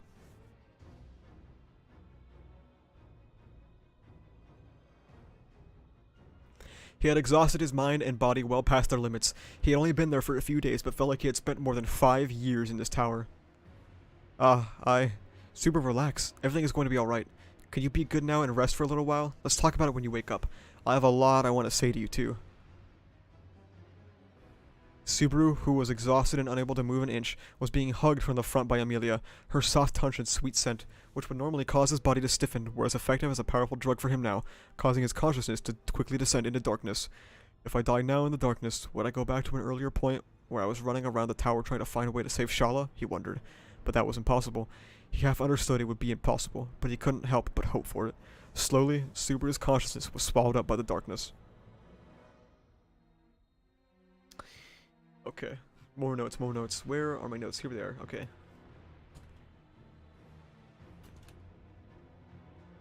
The party remembers Amelia, but they do not remember Julius and Rem. Subaru thinks it is because they have taken Roy alive. But the party begins to disagree on killing him.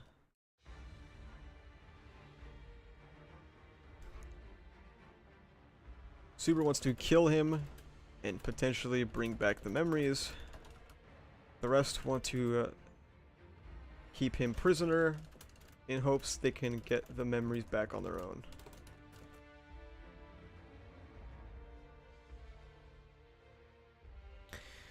Subaru passes out from exhaustion, once again blaming the failures on himself.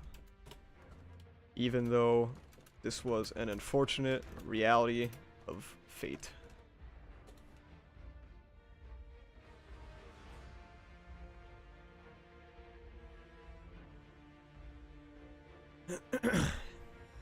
Dude, we're not even halfway through the fucking chapter. Oh my god, this is so long. Whew. Okay. Heave ho! Lifting up Subaru's unconscious body, Amelia's sighed. Subaru's eyes were shut tight and was breathing. I always forget how you say that. Laborious breaths, I think. This is one of those words that I read a lot and I don't know how to fucking pronounce it.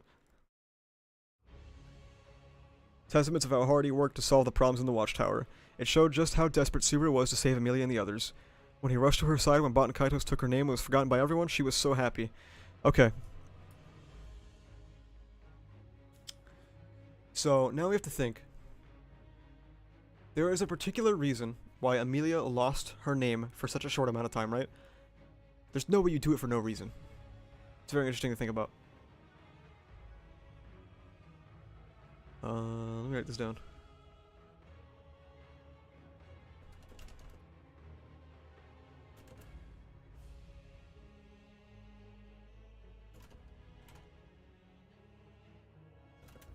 Bam. Dude, my notes are long as fuck for this phase.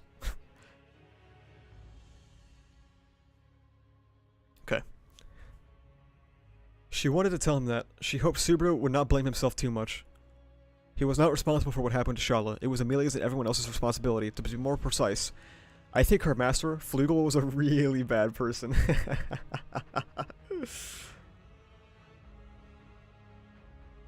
He was the one who pushed the achievements of the Sage onto Shala, and binding her to the Pleiades Watchtower was responsible for putting her to sleep. Even if he was one of the 3 heroes who saved the world, since he made Subaru cry and Shala sad, he was just a villain in Amelia's mind. Of course, since she would never have a chance to talk to him, there was no one who could relieve her of this feeling of frustration. It might just be to scare the reader. If it was to scare the reader, it didn't work, because as soon as Amelia lost her name in this phase, I was like, okay, they're winning in this phase for sure. Like, absolute victory. As soon as Amelia was affected, I knew it was over.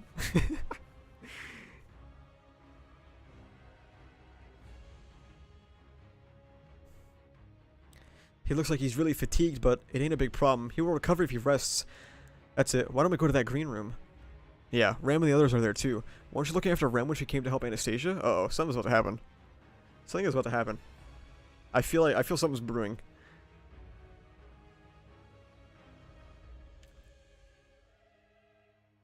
That's an exaggerated story, right? Once I recovered myself, I just saw of Julius, who was going to help Natsuki and Rem, who was going to help out Amelia. I'm afraid to say that Rem hasn't shown any changes at all.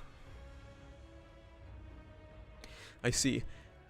Thinking of Rem and Patrese waiting in the green room, Amelia wrinkled her finely shaped eyebrows. Oh, something's about to happen, dude. I don't know. I'm getting some ominous vibes. The fact that now that Subaru's asleep, they're going to their green room. Oh, God. Thinking of Rem and Patrese waiting in the green room, Amelia wrinkled her finely shaped eyebrows. The slaying of Baten Kaitos was, in a sense, done as a revenge for Rem, who had been bereaved of her name and memories. However, the only thing that mattered was that she woke up, and since she had not done so, whether they managed to get the revenge or not was unimportant. This was at least something Rem would say without any sort of hesitation. The only thing that mattered to her was getting Rem back. I hope Roy Alfred could tell us something about that too. There are too many unanswered questions about this watchtower. No, about the great library of Pleiades. I love how they came here to get answers for everything, and they're like leaving with more questions. This tower did not solve shit, bro. Holy shit. An all-knowing great library. That is the claim Shala had made, in fact. She was a carefree girl, but because of that, she did not play around with her words. I suppose. She said this was a great library, so there's no reason to doubt that, in fact. Was the function of the great library merely the books of the dead, or were there other functions? That is what they needed to find out.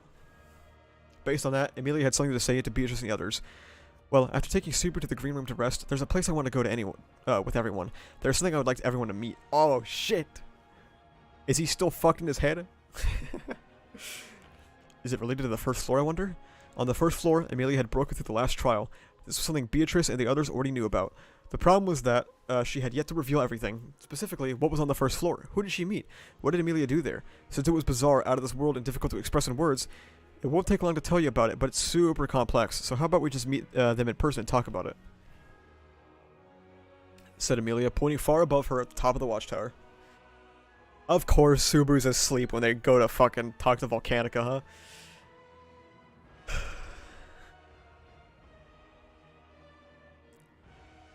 Subaru's not allowed. He's not allowed by fate to meet the dragon. Oh my god, dude, my throat is getting so exhausted. I'm still not even halfway through the chapter! What the fuck?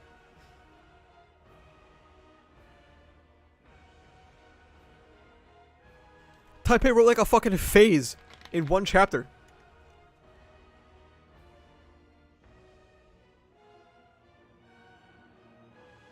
Okay.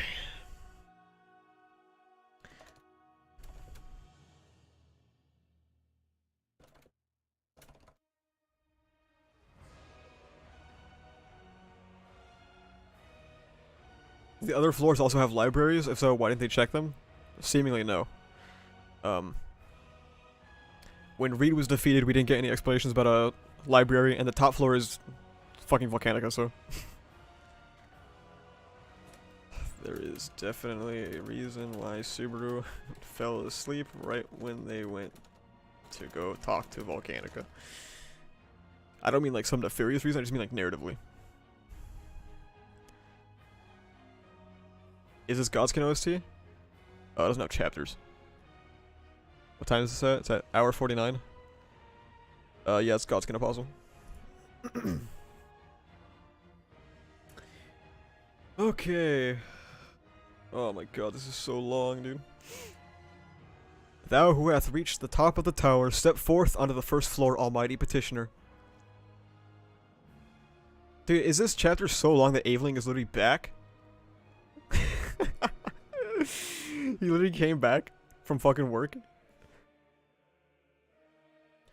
After being guided by Amelia to the highest floor of the Pleiades Watchtower, the first floor, everyone was overwhelmed and rendered speechless by the massive dragon's greeting. Seeing the look on everyone's faces, Amelia said, "Super surprising, right?" and continued whilst craning her neck. When I got to the first floor and saw Volcanica waiting here, I was really surprised. No, hold on a second, I suppose. Hey, isn't this a problem that can be solved simply by being surprised, in fact? This isn't a problem, rather. In front of the divine dragon covered in azure scales, Beatrice let out a panicky voice unbefitting of her appearance. She is swinging her hands up and down as if she were completely restless. However, she was not the only one who was in a shocked state. This is... wow, something that has appeared that not even I could have anticipated. What's going on here? Didn't she say that Mr. Divine Dragon was beyond the Great Waterfall? That should be the case, according to the prophecy from the Dragon History Stone. In the same year that the royal selection comes to an end, he will renew the covenant with the one who becomes the ruler of Lagunica, Anna. Next to Julius, who had been rendered speechless, the calm Anastasia could barely hide her cold sweat. Around her neck, the sound of Akina's voice was also slightly hoarse. However, after being late and reacting to the lady's response, Julius fixed his posture and said, "Excuse me. O great divine dragon who defends our kingdom, we deeply apologize for our rudeness in the presence of your esteemed self. Great Volcanica, the bearer of the covenant, who has kept it for so long and given us much aid." Although it is like this, it is such an honor to meet you. I am Julius Jaculius, a member of the Royal Guard of the Kingdom of Lagunica. I've made sure to keep many of your treasured tales in mind. Julius, who had kneeled down and bowed, removed his sword from his waist and placed it on the ground next to him, as a form of the utmost respect. Not surprised he's simping, dude. Not surprised he's simping. There he goes. The fuck? They're doing yard work. And so, as a knight who served the Dragon Kingdom, he showed the greatest courtesy to the Divine Dragon. Then, narrowing his golden eyes, Volcanica said, "I am Volcanica. In accordance with the ancient covenant, the will of thee who hath reached the top shall be questioned. My life, my faith, have all been dedicated to Lady Anastasia Hoshin, the one who will be the next ruler, and forge the next covenant, will surely be Lady Anastasia." He's crying! He's in tears!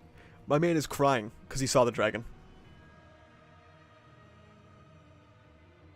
Julius, are you crying? Julius, who was on his knees helplessly shedding tears, disturbed Anastasia.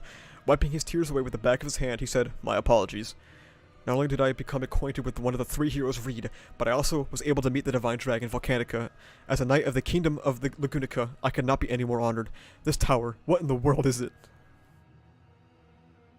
Julius's voice trembled due to experiencing something awe-inspiring. With a tinge of remorse, as if she were ruining his special moment, Emilia started to say, about that. Julius, I'm really hesitant to tell you this because you're so happy, but... My apologies, Lady Emilia. Disregarding you and Lady Anastasia, I attempted to talk with the Divine Dragon without permission. Don't worry about it. It's just that Volcanica is...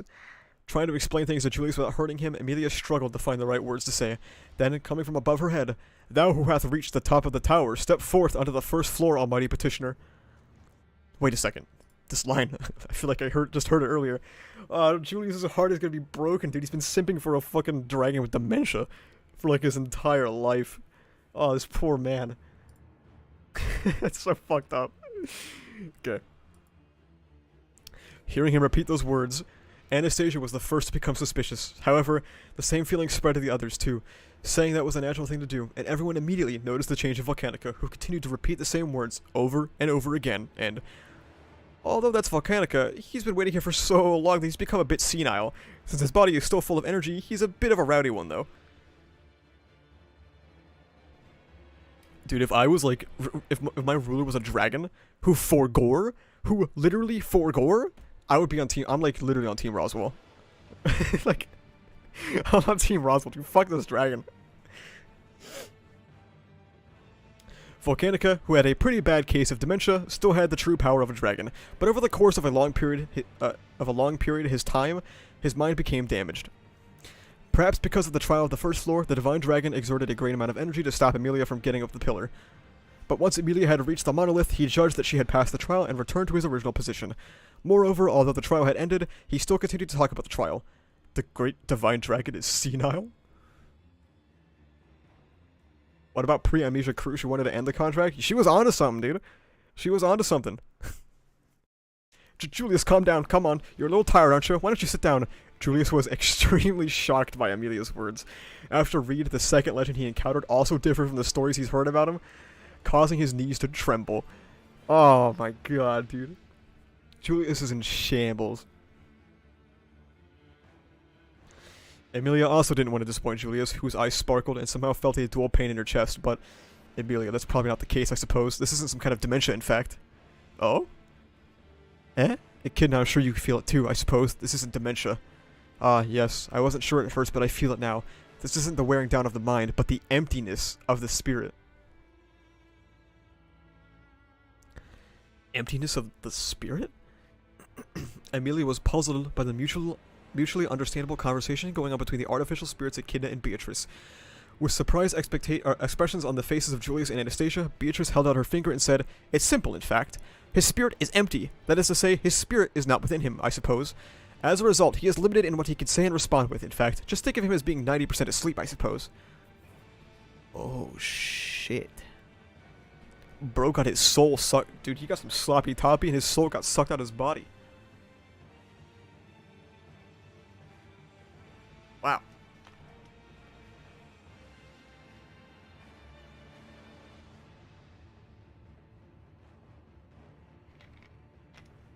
Dude, Julius has taken so many fucking L's. This is crazy. He finally took a W. And then it was... Reed was like, well, I would have killed you if I wasn't, you know, being held back by Roy's body. So that was like a W by technicality, right?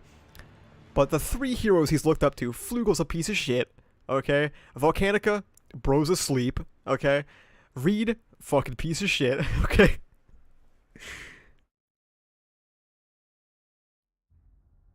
Wow. I need to write this down, this is crazy. Julius is like the most disrespected character. This is like, wow. He's getting his ass kicked. How to avoid making any permanent damage? Death? Nah, Scorpion. Dementia? Nah, just his soul. Emilia forgotten? Nah. Well... we'll see about the dementia thing, because I'm assuming it's not resolved in Arc 7, so...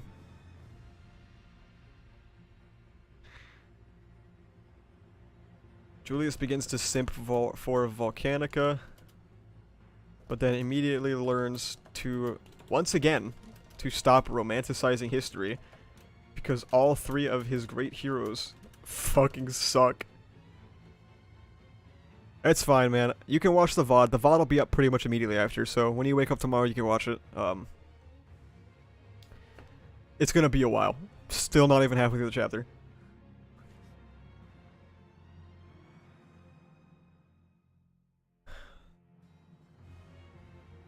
Beatrice and Echidna reveal that Volcanica is not suffering from dementia, per se, but his spirit is empty.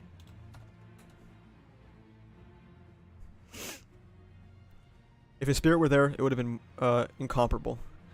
Echidna's tone implied that she had been lucky to survive, making Emilia shudder in response. Emilia had just barely survived the desperate battle with the help of her ice soldiers. Surprisingly, that had just been akin to fighting with a half-asleep Volcanica. Although being half asleep and being senile were similar, they were completely different in nature. But even if his spirit isn't there, he still has the body of the Divine Dragon, I suppose. If that's the case, then there may be a way to help the people of Pristella, in fact. A way to help everyone? How could we do that? I see. We can get the blood of a dragon from the Divine Dragon. To get the blood of a dragon, don't you have to kill the dragon? I swear to God, I remember reading something like that. I don't remember where it was. I thought you have to kill the dragon to get the dragon's blood.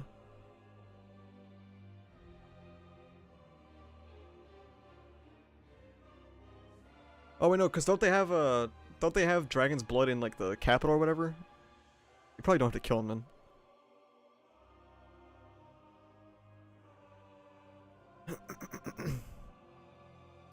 Anastasia snapped her fingers, and Beatrice nodded at her words.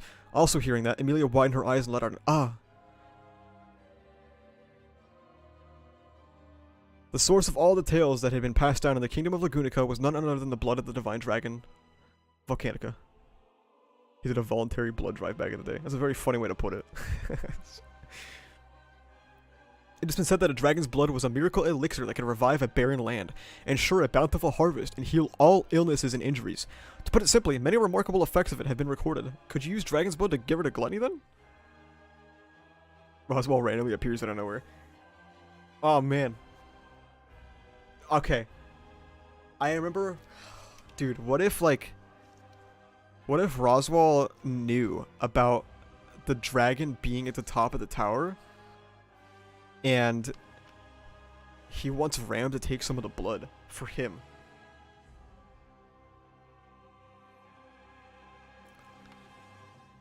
And that way he doesn't have to kill the fucking dragon. He don't gotta worry about that shit anymore. The miracle solution has fell into his lap.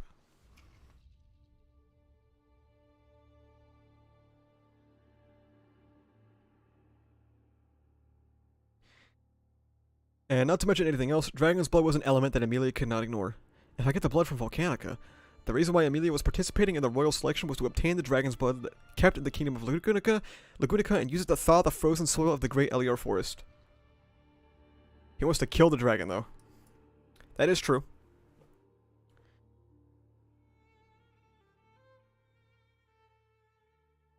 I think he wouldn't trust her to do it since she already betrayed him. I feel like there's still definitely trust between Roswell and Ram.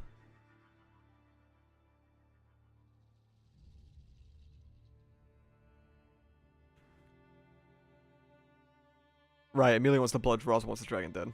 Okay. Emilia was determined to participate in the royal selection in order to liberate her people.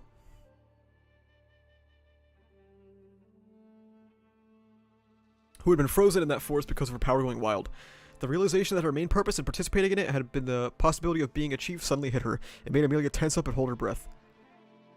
If Volcanica's blood could be obtained there, then Emilia would no longer have a reason to ascend the throne. Ooh, shit. Okay. I have to take a break for a second here, because... Not for, like, super long, but I have to, like, get the link to my video that's about to come out so I can post it in my Discord. Because it comes out in, like, 60 seconds. It's an MHA video, by the way, so I'm pretty sure, like, most of you don't give a fuck. But, yeah.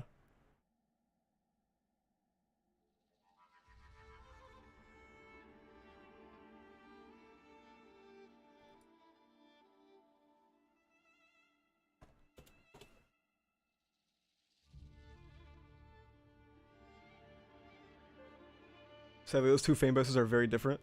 Yeah, there are actually way more people that like both than I expected. Like, there's a lot of people who like found me for either MHA or ReZero and then like stick around for both, and that's like actually hella surprising to me. Okay. If you don't care about MHA and you just got added in my Discord, just ignore it, okay? Just ignore it. Will the live stream stay up on the channel? Yeah. If you mean the VOD, yeah. You can go to my channel, you can click playlists. There's a playlist called Stream VODs.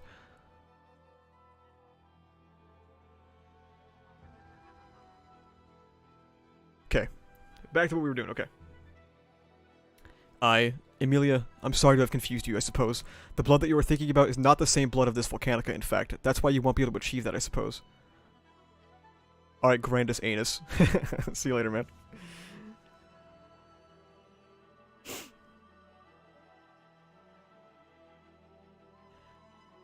Said Beatrice to Emilia, who was about to lose her reason for participating in the royal selection. Emilia then looked at her with rounded eyes and said, "Huh? What do you mean I won't be able to achieve that? I've studied really hard, you know. In order to melt the ice in the forest, I need the dragon's blood in the royal castle, so there's nothing wrong with that idea, I suppose. However, as I stated earlier, the blood in the Lagunica Royal's castle and the blood in this Volcanica are, strictly speaking, not the same. The dragon's blood in the royal castle is the blood that spilled from the last beat of a dying dragon's heart." Okay, so I was right. Gotta get back to work. Alright, see you, Aveling. Better come back soon, bro.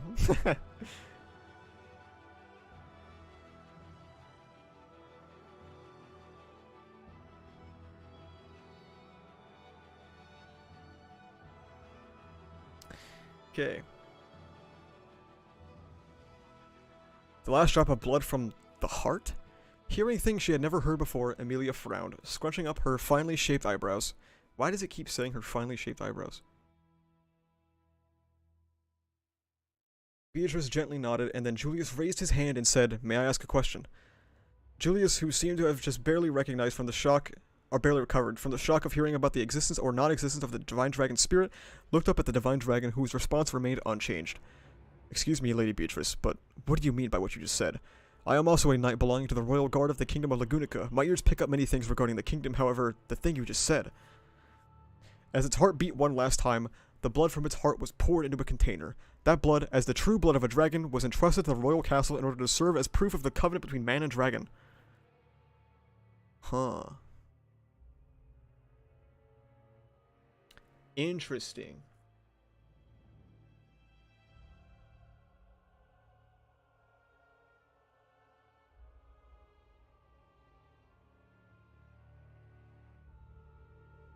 Okay. So, I wonder how Volcanica's like fucking killing himself to give him blood.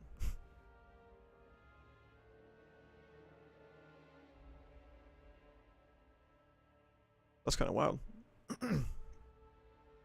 Wonder if Volcanica could even fucking die? It's no surprise that you do not know this, in fact. The words I said just now came from a book that has been sealed within the Forbidden Library. There is no longer any trace of its existence in the outside world, for it was an account left by the Witch of Greed Echidna, I suppose. It doesn't say the dragon that died was Volcanica. I was also thinking of that too, yeah. That's also possible, right? But, I mean, didn't he make the covenant?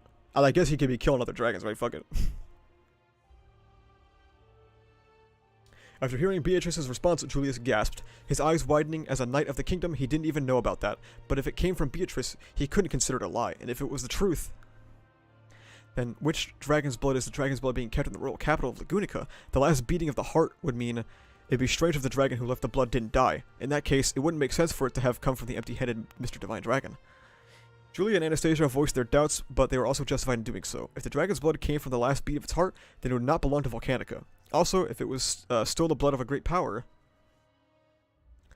the person is always doing things half-heartedly. From what I can tell, that Witch of Greed is the biggest reason why Natsuki is so cold to me, right? Because of that, he doesn't have a good impression of me, and now that impression is only getting amplified. Does Asa know about the Envy Satella plot point? Yeah, I do. I read the cut content stuff. I know that Envy and Satella are two different people, technically. Okay. They speculate about taking blood from the dragon to solve their issues, but Beatrice interjects, informing them the blood in the capital is from a dying dragon, which has the restorative capabilities. This is gonna be a fucking chonker chapter, isn't it? Okay. Don't speak ill of Mother, I suppose. Mind your words, in fact. Don't fight like that, you two, but, After scolding the two of them who were getting heated with each other because of having a difference of opinion regarding Echidna, Emilia silently lowered her head. When Emilia first heard that Volcanicus' blood was different from the dragon's blood in the royal castle, she was surprised, and yet at the same time, she was relieved. Such a thing is so strange. Emilia's main goal was to help everyone in the forest. This goal remained unchanged even today. Therefore, if she were able to obtain Volcanicus' blood here and use it as a solution, it would be possible to liberate everyone in the Great Elior Forest using it. However, while she wanted to do so, she was hesitant. If she used another means to melt the permafrost plaguing the Great Elior Forest, would she step off the stage and stop participating in the royal selection? Emilia's concerns aside, if Beatrice's words are true, can anything be done with Mr. Volcanicus' blood? There's a high possibility of it being a disappointment, right? Whether he's become useless, senile, or lost his spirit, he is still a divine dragon, I suppose. So his blood must be quite powerful as well. It's just that it wouldn't be enough to melt everyone's ice, right? In response to Emilia's question, Beatrice gave her an apologetic look and nodded her head, gazing at the appearance of Beatrice, who looked more sad than herself. Emilia relaxed her lips, looked up, and said, "It's okay. Bro, get the blood bucket. Take as much blood as you fucking need. Start sucking this boy dry, okay? He don't need this shit. He's sitting at the top of a tower with no spirit. Start sucking him dry, alright?"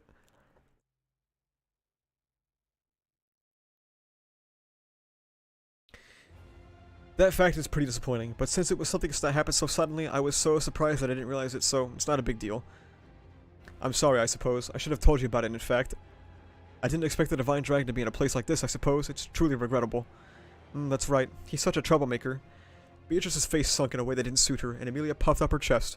To be honest, she really did feel disappointed. However, what she had said to Beatrice was the truth.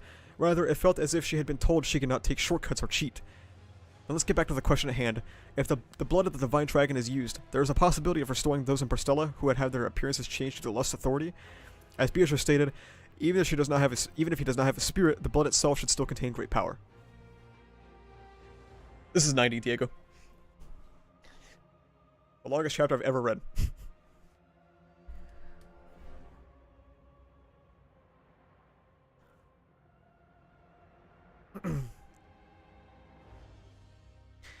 It has been said that a single drop of the castle's dragon blood could revitalize a wasteland. It's a powerful medicine, isn't it? Therefore, it would be essential to dilute it thousands of times, but it's a pretty big improvement compared to having nothing at all. If the stories about it being a miracle medicine are true, then it's worth giving it a shot.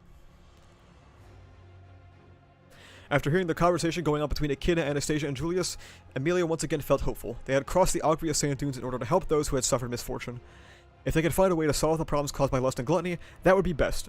Otherwise, there would be no way to reward Subaru for all the damage he had suffered. I'm so selfish like this. It was very selfish of her to want to make Shala sacrifice have meaning. She'd spent a long time in this tower following her own thoughts and desires. It had been Shala herself who had made it meaningful, not Emilia. I got it. I'll go and ask Volcanica about it. But he may not understand me at all and go on a rampage if I try to take his blood. Don't you ever get tired of hearing that, I suppose? Emilia, as the new administrator of the Pleiades Watchtower, you have the authority over it now, in fact. Can you do something with it, I wonder? True. It's kind of funny to think, Emilia is now the administrator of the Pleiades Watchtower. Easy to think that it would have been Subaru, right? I guess not. I guess it don't always work out.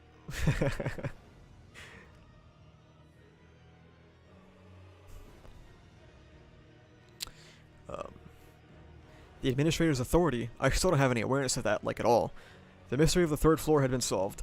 She had broken through Reed on the second floor and expressed her will to Volcanica on the first floor.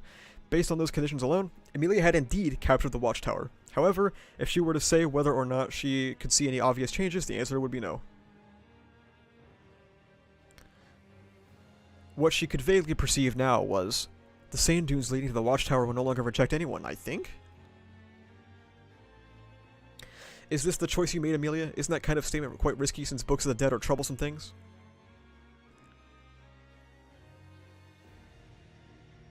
We may face dangerous situations sometimes, but I think we can handle it if we are careful and use them properly. I think there are still lots of things that can't be decided on our own. For Emilia and the others, it would be too difficult to draw any conclusions about the tower since there were too few in number. For better or for worse, she and the others didn't have the power to do anything about it. Therefore, it would be the best to let more capable people figure it out. That's what I think. Do you not agree with it? I feel like you're putting a little too much hope in others, but this is the conclusion you came to. If Anna and Julius don't object to it, then neither will I. Thank you, Echidna. Amelia thanked Echidna, who had been the first to agree with her. Like this, Anastasia also spoke up with a got it, got it. I don't object to it either, actually. Even if we made an effort to hide it, it would be difficult to make the most of it. If that's the case, it'd be best to share what we found trekking all the way out here. There's the issue of gluttony, and we might also we might be able to bring the dragon's blood back too. We should not be vile nor expect too much. The most important thing is that it was Lady Amelia who reached the top of the tower. We should respect her wishes. Anastasia, Julius, thank you. After receiving the two's agreements, Amelia thanked him with a smile. Then she finally looked back at Beatrice, who had yet to express her opinion on the matter. How about you, Beatrice? Do you think it's too irresponsible? If you are talking about being responsible or irresponsible, abandoning this place without investigating it is the most irresponsible thing we could do, I suppose. Betty does not object, in fact. I am personally interested in this. Awesome. Amelia placed her hand on her chest, relieved that one of her closest companions did not disagree with her. Okay, next up is the issue of the blood. The easiest way to go about it is to take Volcanica with us. Oh my god. Yeah, let's put him on the dragon carriage, bro. He can pull that shit along. I think that'll cause a lot of problems. It is true that Volcanica was rather large, and if they took him back with them, there was a possibility that he would bump into a lot of things. However, since he could fly, he could just fly in the air when they entered a street and not have to worry about him bumping into anything. Volcanica, can you come with us? Or if you have to stay here, I'd like for you to share some blood with me. Volcanica? Half expecting something to happen, half giving up, thinking that Volcanica would only repeat the lines from the trial, Amelia frowned at his present reaction. Volcanica, the divine dragon, who had returned to his original position on the first floor and was leaning against the central pillar, slowly raised his head and turned his gaze outside the tower. He neither responded to Amelia and the others, nor did he show any sort of aggression. Amelia, at least, felt like his behavior was rather peculiar, and at the same time... What?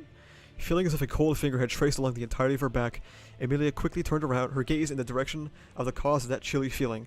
The direction of Volcanica's gaze east of the tower. East of the tower, past the the end of the Sea of Sand, was the Great Waterfall at the world's edge. No, what existed there was the Great Waterfall, as well as a special place. Uh-oh. Uh-oh, uh-oh. Okay. Amelia asks Volcanica if she can have some blood, and he's coked out of his mind. Suddenly, they look back and see the Great Waterfall, as well as a special place. Like zoinks. Alright. We're finally over the halfway mark. Oh my god, dude. Okay. Feeling something rough, gently brushing against his face. Subaru opened his eyes whilst groaning. His vision was blurred, and after blinking a few times, a clear outline appeared, and what came into his view was the cause of that rough sensation. Patrichet had been licking his face with her red tongue. Is that you, Patrichet? Sorry for making you worry. You risked your life again, didn't you? Sorry for making things hard for you. Relaxing his lips, Subaru gently put his hand on his beloved Earth Dragon's worried face and began stroking it. This jet-black Earth Dragon had always saved him when he was in tough spots, not to mention her kindness for saving him when he had amnesia, but the things Patrichet had done in the past were also of great importance, to put it simply. If Patrichet hadn't been here, Rem might have died. Bringing this girl back home was probably the greatest accomplishment of Barusu's life. Even if it's true, don't diss me like that. I took Bayako out and got Amelia Tan's insignia too, although Roswaal was involved in both of those, you know. As a matter of fact, Roswaal had nothing to do with Beatrice's problem. But he dared to say it since it would get under his skin, and as expected, he heard Ram tsk with her tongue in disgust. Ram was leaning against the wall of the green room with her arms wrapped around herself. Subaru painfully narrowed his eyes and looked at her bruised body. It was clear that the battle against Laibot and Kaitos had been an intense one. Since Melee had been injured in the middle of their battle, the amount of burden Subaru could shoulder had been reduced, which was one of the reasons why she had to fight such a hard battle in the first place. Not sure of what to say, Subaru opened his mouth to apologize. Hey Ram, it was my fault you got hurt like this, blah! Don't speak such stupid words, Barusu. Being responsible for Ram's injuries? There is no place in Ram's life where Barusu has any such role. How repulsive. What's repulsive is talking like that. Stuffing grass into a person's mouth is even worse. Subaru protested as he pulled the lump of ivy that had been shoved into his mouth, his eyes watering due to the grassy odor. Hearing that, Ram responded with an unapologetic ha. At the argument going on between Ram and Subaru, the sound of giggling could be heard. Big brother and sister look so much like close friends. It's like watching two siblings. said Amelia, who spread her legs out on the grass mattress covering the floor. The scorpion perched on her head. Ram's face scowled at her, giggling with an easy-to-understand expression. Barusu is my little brother? For argument's sake, let's assume it's true. But even if you weren't related by blood, the Oni village would call a useless little brother like him. Is the Oni village really so severe? I'm glad I wasn't born as an Oni. That was just a joke, but it's just that Ram could not stand the horror and would have you cold. Don't make it more complicated by doubling up on your assumptions.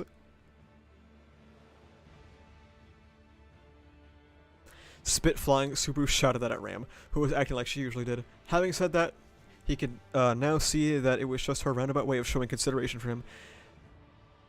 She'd said that the cause of her injuries was not due to his decision, after all. It was difficult for him to presume upon that consideration, but if he were stubborn and insisted that he was the one responsible, he would instead incur Ram's ire. You are such a troublesome girl, Big Sis. After Meili's presumptuous remark right now, kindly stop calling Ram Big Sis. It would be troublesome if someone was met for the first time had a misunderstanding. Getting the usual cold reply in the Ram experience, Subaru looked around the room at everyone in the green room. There was Subaru, and Patrochet, and Ram and Meili, along with the mini Crimson Scorpion. And at the back of the room was the sleepy beauty lying on the bed. Ram, is she not awake? I regret to say this, but I beheaded that hateful, rude person. Lady Amelia's stuff seems to have returned because of that. Julius's stuff hasn't returned, and neither has Rem's. Is there anything we're missing?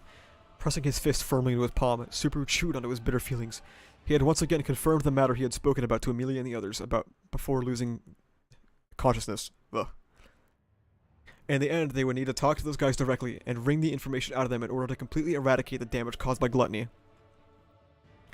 Are the ones here based on the severity of the injuries? Where are Amelia, Tan, and the others? If it's Big Sister and Beatrice, they said they were going up there to meet someone, way up to the first floor, way up there. Who might be up there? Big Sister? Ram must know, right? It's nothing to be concerned with. However, there is a large senile old man there. The senile old man at the top of the watchtower is definitely an important key character. Hearing that there was a new character, Subaru wrinkled his eyebrows. Who was the senile old man that Ram was talking about? Or if they were an overseer like Reed on the second floor, then it couldn't be Flugel, right? Barusu. If Flugel is the one who's up there, I'll never forgive him. I have enough to say to that guy to fill a whole mountain. If he isn't there, then Shala... Barusu, please calm down. Calm down. Ram, you... that kind of thing. Shala, she... The cheek of the vigorous and rash Subaru was slapped while he was trying to determine the true identity of the old man at the top of the tower, causing him to put strength into his knees. The cause was the palm of Ram, who had moved in on him. With his face having been slapped, Subaru widened his eyes and looked at Ram with a dumbfounded expression. Don't use Shala as a crutch because of your own powerlessness. Oof. I heard about Shala. She was obnoxious and unmannered, and the eyes that admired Barusu were rotten, but she wasn't so bad that she deserved to disappear. As she spoke, Ram gently placed her hand on Subaru's struck cheek. It was hot, but her palm was cold. While absorbing the heat, Ram continued her words to the speechless Subaru. If you can't accept it, then rather than just getting angry, just cry. Shala would be happier if you cried out, I miss you, rather than using her as a reason for your anger. Ram is the same way. Ram, I still believe you are mixing up someone you should strongly care for with someone else. After getting one last word in, Ram flicked Subaru's forehead with her finger. That painless force made Subaru fall into his butt, and as he placed his hand on his forehead, said, my bad. If Subaru calmed down, Flugel being on the first floor could just be called his own desire, or even something like paranoia, but for argument's sake, if Flugel really was there. Before Barusu could do anything, Lady Amelia and I would beat him up until he was on the cusp of death. I could see you doing that, but not Amelia Tan. When thinking of Shala, the amount of anger directed at Flugel was by no means small, and everyone in the tower naturally shared that feeling. With Ram's affirmation, Subaru let out a long exhale. In that case, he was curious about who the senile old man on the first floor was. Let's put that aside for now. If we assume that the senile old man could be helpful in some way, then we should ask him about the victims of the St. Archbishop of Lustig, not gluttony. That's a pretty big thing to talk about, so, Ram clearly had her priorities straight at this point. Being able to advocate for such a thing without hesitation was one of Ram's fine qualities. Subaru could also resonate with her ideas to a certain extent. The prospect of being able to save the victims of lust was attractive, but did Big Sister Ram have something else in mind when you said that? However, Meili had said that right next to Subaru's face, who was on guard. She poked the scorpion on her head with her finger and said, did you say this before? The effects of gluttony have something to do with time or something like that. What a loose-lipped girl. In that case, it will be necessary to discipline you properly on the return home. Oh, so scary. I need to take a drink, dude. This is so long. This is so fucking long.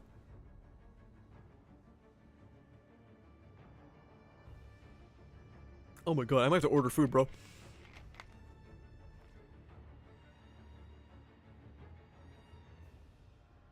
Melee held her head and stuck out her tiny tongue. Above her head, the scorpion aimed its pincers and stingers at Ram as if trying to protect her. However, under Ram's icy gaze, it quickly shrunk into a little ball. He could sense a part of her previous self in that flustered behavior. Ram, the hypothesis is, what's it about? Doesn't amount to much, however. It's been said that gluttony eats other people's memories, correct? If they are truly treated like food, I believe that time will affect the rate of digestion. Digestion?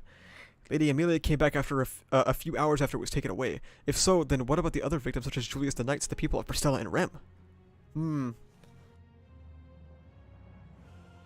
After hearing the hypothetical statement of Ram, whose finger was raised, Subaru's eyes widened due to how uncomplicated it was. Just as she said, the Saint Archbishop of Gluttony had equated the stealing of names and memories to eating. If that were more than just a superficial expression, then he could find our hypothesis to be satisfactory. Subaru wakes up in the green room, talks with Ram and Melee. Ram presents the hypothesis that names, memories need to be digested, hence why Amelia's name came back so fast. Okay.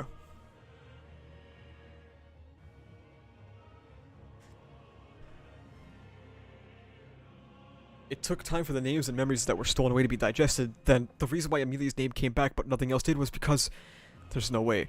Has everything already been digested? I'm not sure. There's a possibility that it might just take time for them to come back. If that's the case, then there is hope. The memories of Julius, the other victims, and Rem will hopefully come back soon too. Not knowing whether it was good or bad, Ram made the above explanation. Subaru knew what she was thinking as well. This was a question that could not be answered immediately. However, now that Baten Kaitos had been slain and Alfred had been captured, Subaru had another big thing to worry about. No, it was something that had to come up again. Louis Arneb. He had come across her, the final gluttony, in the corridor of memories by chance, and then left her there. Was that young girl who did not possess her own body and took over the bodies of her two brothers as well as Subaru Natsuki's in order to commit evil deeds really the object of a witch factor? Her abilities were not inferior to those of Gluttony. However, it's the life of the Saint Archbishop of Gluttony, if this is the life, was needed to undo the damage caused by their authority. How could he defeat Luis, who was in that place in the first place? Does the concept of dying exist in that place or not? In that place, a spirit-like body took the place of a physical one. He may be able to emulate an idea from manga and games and apply it to kill a spirit, but would that be enough to release a witch factor? Whether it was that place or Luis who remained there, nothing about them was clear. Moreover, even if an answer would be garnered, when Julius defeated Reed, Reed's role in the trial was terminated. If that's the case, then wouldn't Reed go back into his blank Book of the Dead? Subaru had managed to go to the place known as the Corridor of Memories within the Cradle of Ode Laguna, and the reason why he had managed to do so was because of an empty Book of the Dead that just happened to lead to that place. Since the soul of Reed Astray had been used in the trial, there had been a gap in his Book of the Dead which was connected to the Corridor of Memories. If that was no longer there, Subaru Natsuki may have missed the opportunity to defeat Louis Arneb. Oh shit. Subaru had thought a lot about it, and he needed to confirm the possibility that Reed's Book of the Dead was still blank. Not only that, but he also had a way to challenge his own Book of the Dead. This was a trump card that had connected him to the Corridor of Memories, although he would have to go through the hell of watching himself die again. It was better than closing himself off to other possibilities. He thought it would be much better for him to do so, instead of giving up because I've made irreversible mistakes. Such a fool. Big sis? If you have the leisure to worry about such frivolous things, then it would be much better for you to rest your mind and body so you can think properly. Baruso was not the only one who failed to choose the most excellent answer in this tower.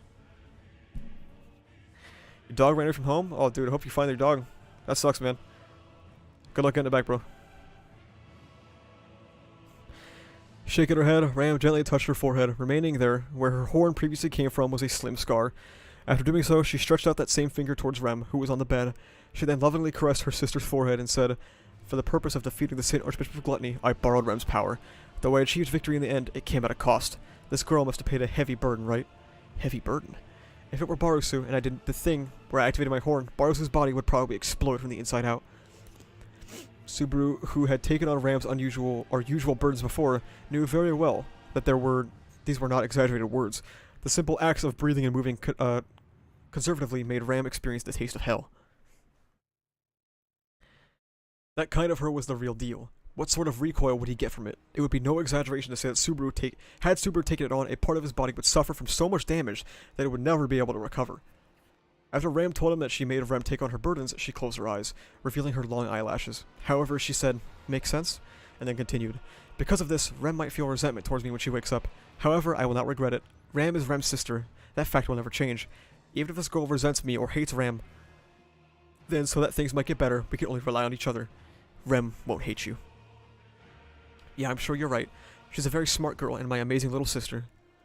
Like this, Ram smiled, brimming with confidence, and looked at Subaru with her pale crimson eyes. Although she had no memories of her little sister except through Subaru, since she came to love her, she no longer doubted her feelings. Instead of lamenting about the past, it was better to forge a better future. Saying these words to me really hits me where it hurts, you know. Unbeknownst to Ram, Subaru had gone through several loops to change the past. For Ram, who was an extremely positive thinker, it would be too much to describe Subaru's using of Return by Death and its extremely regressive form of thinking. Return by Death, which changed what had already occurred, was always used because of regretting the past. In the end, it's better not to use it, huh? Subaru once again loosened his tightly clenched fist, smiling bitterly. He admitted that he used Return by Death in order to seize a better future where everyone could laugh together. Based on that, he also knew that he should not indulge himself too much in the use of Return by Death itself. I always love introspection about Return by Death, dude. It's so fire. This.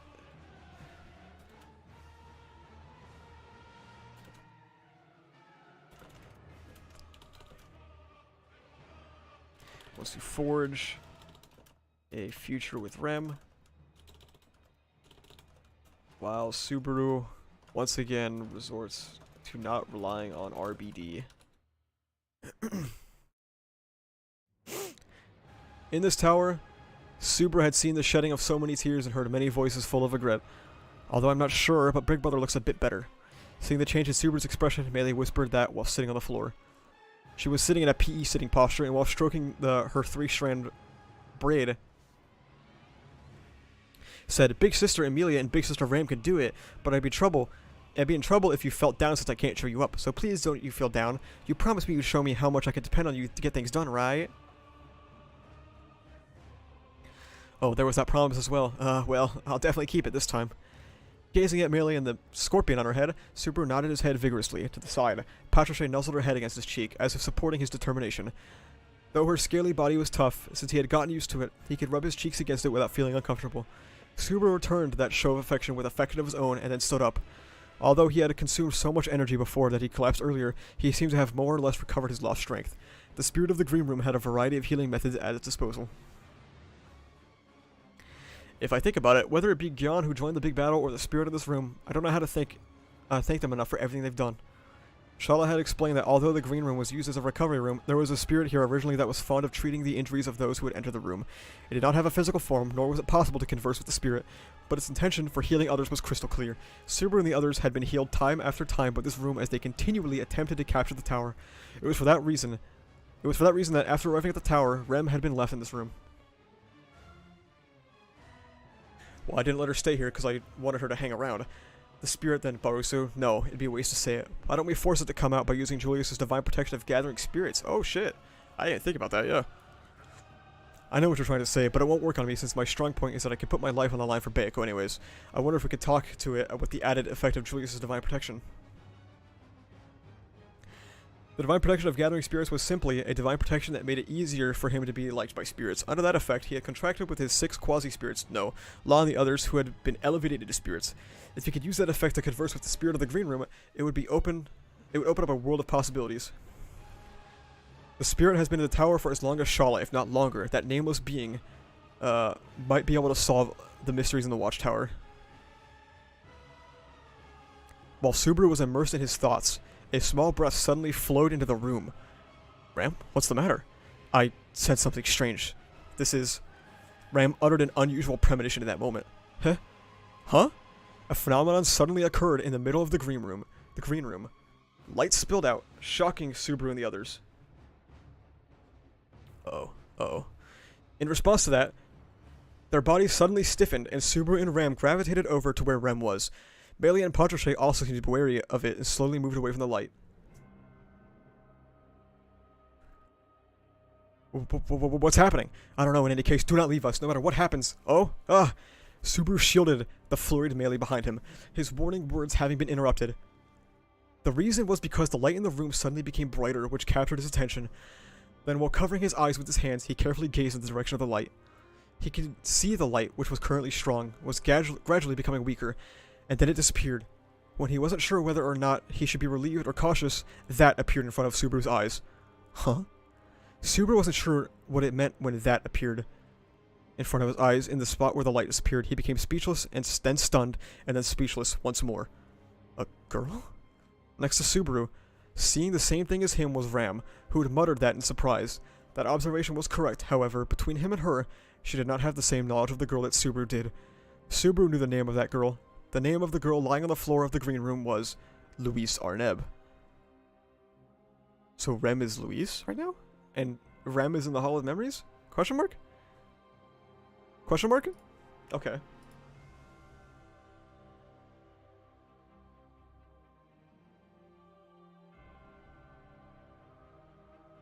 Congrats on the correct prediction. What did I predict? Wait, which one is correct? Hang on, I need to write this down. Hang on. Okay, Rem. Oh, okay, I understand. Suddenly a bright light flashes in the room that gradually gets dimmer, and Luis is revealed to be on the floor of the green room. Louise Arneb, the girl who appeared in the middle of the room along with the light. Subaru was speechless when the youngest sister of the Sin Archbishops of Gluttony trio known as the Satiation, oh that's a fucking raw name, and was not supposed to have a physical form, appeared in reality like that. However, the nearby Ram did not fail to pick up on his words. Louise Arneb, that name of the last gluttony, isn't it? Subaru had yet to tell Ram the details about this encounter with Louise through the Book of the Dead during his loop. He'd only mentioned that he had contact with her. Ram had a very good memory indeed. Now faced with his questions, Subaru was a bit disturbed. That's right, she's the last one of the gluttonies, Louise Arneb, the little sister of Botan Kaitos and Alfred. It appears that she is unconscious. Based on what Ram had said, Subaru calmly observed Louise and determined that she was indeed asleep. Well, he could say that, but he wasn't exactly sure if that was the case. How in the world could Louise, who didn't even have a physical body, appear like this? He could not imagine that she, who was ever so terrified of and despaired because of Subaru's return by death ability, would somehow reinvigorate herself within a few hours and come back to challenge him again. Sound familiar? Lol. The thing known as death was something that left a deep wound in a person's heart. I can't make any progress even after thinking about it. Bailey, go get Amelia Tan and the others. Ram and I will watch her. Really, you're such a slave driver. Don't let yourself die easily, Kay? Gradually moving backwards, Bailey moved towards the entrance of the green room. Subaru heard her admonishments and gave her a thumbs up before she left. He saw the scorpion above her head and put its pincers as if intimidating her, before she quickly turned around and went to go get Amelia and the others. And then in the room where Subaru and Ram remained, I don't think anything will happen, but in any case, should we tie her up with Ivy? I'd rather not provoke them, Subaru. Have you not noticed it yet? What? When he was trying to discuss the treatment of Louise with her, Ram grabbed his shoulder and asked him that. Not seeming to understand the purpose of her question, he cocked his head. So Ram pointed at the ceiling of the green room with her chin. No, the entire room. The healing effects of the room have disappeared. The spirit is gone. Oh. That's a joke, right? It's not a joke, Barusu. Even you will be able to feel if you concentrate. There is an emptiness in this place. Subaru looked around the room, spurred on by Ram's statement. Even if he was told to concentrate, the way Subaru felt the presence of a spirit was by picking them up. Alright, Chris, see you later, man. Kissing their face, sleeping together, and so on. He's not sure about other ways of doing it. However, just as Ram had said, he could no longer feel the gentle power that had previously wrapped around his entire body. It seemed that something had indeed happened, for the spirit in the green room was no longer there. If that is so, then perhaps it has something to do with the Sin Archbishop. Subaru could not deny Ram's conjecture. He also had a similar thought. The spirit of the green room had disappeared and been replaced by Louise Arneb. Then perhaps... Anyways, it's best not to jump to any conclusions. We should wait for Lady Amelia and Lady Beatrice to return. Once Lady Amelia and the others come back, we can continue our discussion on what to do with Louise. He thought that was what Ram was about to say. However, she did not continue her words. One step ahead of her, that blackness that had led to the demise of all, had assaulted the Pleiades watchtower. Oh, fuck. Oh, fuck. A huge explosion went off at their feet, letting off a bang, causing Subaru and the others to get thrown into the air. Seconds afterwards, his entire body crashed into the ceiling and wall, making him let out a gah. He then turned his head to figure out what had happened. Fear permeated throughout his whole body as that vile presence drew near. No way. In a state of disbelief, Subaru stood up, denying that foreboding feeling in his gut. But that horrible chill grew stronger and stronger, making his suspicions more and more real. Patroclus, take Ram. God damn it, why? Harsh my vibes like that by posting a in chat, dude, come on. As he crawled along the floor, he grabbed Ram's body and threw her over to Patroclus. Though she was still covered in injuries, Patroclus understood his intentions and flew towards the room's entrance. Barusu, that fool! Ram resented that forceful action, but there was no time to listen to her. Subaru rushed off the ground and sped towards Ram on the bed made of ivy, then he carried her towards the door.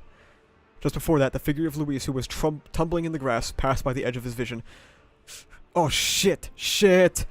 While spewing out curses angrily, Subaru exerted as much strength as possible with his worn-out body from this maneuver. With Ram's body held in his right hand, he used his left hand to grab Luis's arm by force. Both of them were rather light. In extraordinary circumstances like this, it was possible for him to ignore their weight as he carried them. Like this, carrying both of them, if he was on the verge of leaping out of the green room. A black shadow emerged through the floor of the green room, as if trying to cut Subaru off from the entrance. Indeed, it was the Black Shadow.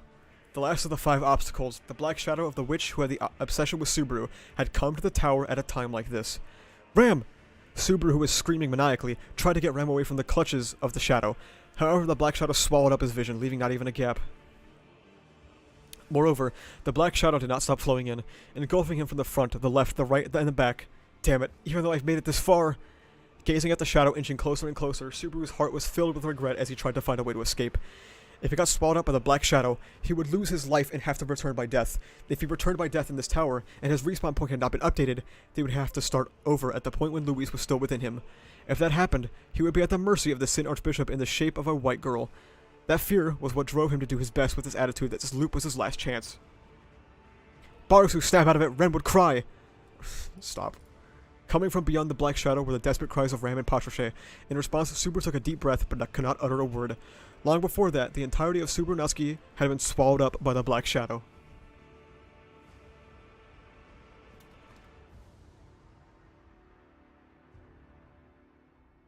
This is fucking insane, dude. Satella arrives, swallowing Subaru up in the Black Shadow as he fears where his respawn point is set. Oh man. Are we at the end, bro?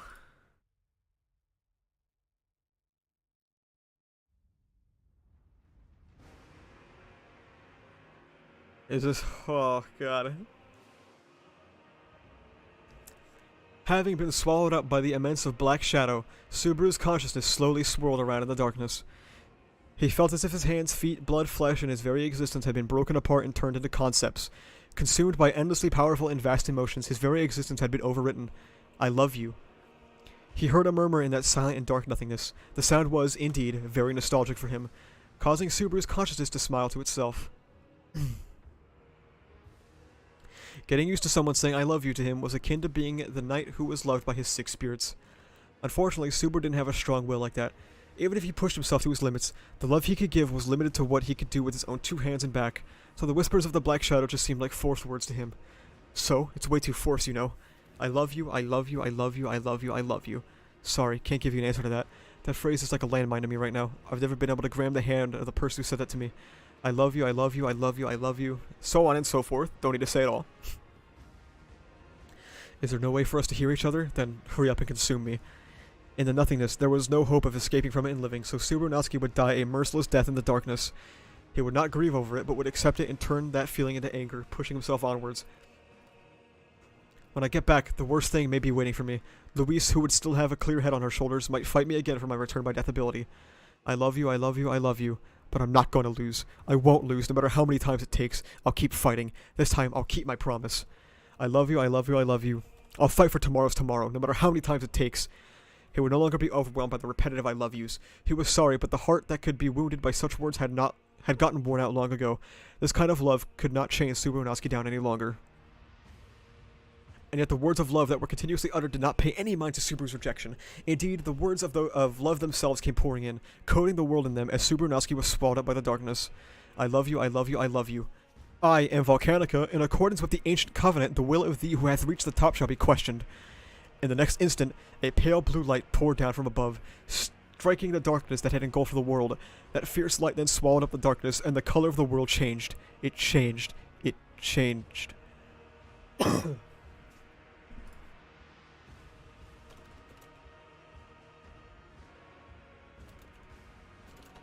Holy fuck.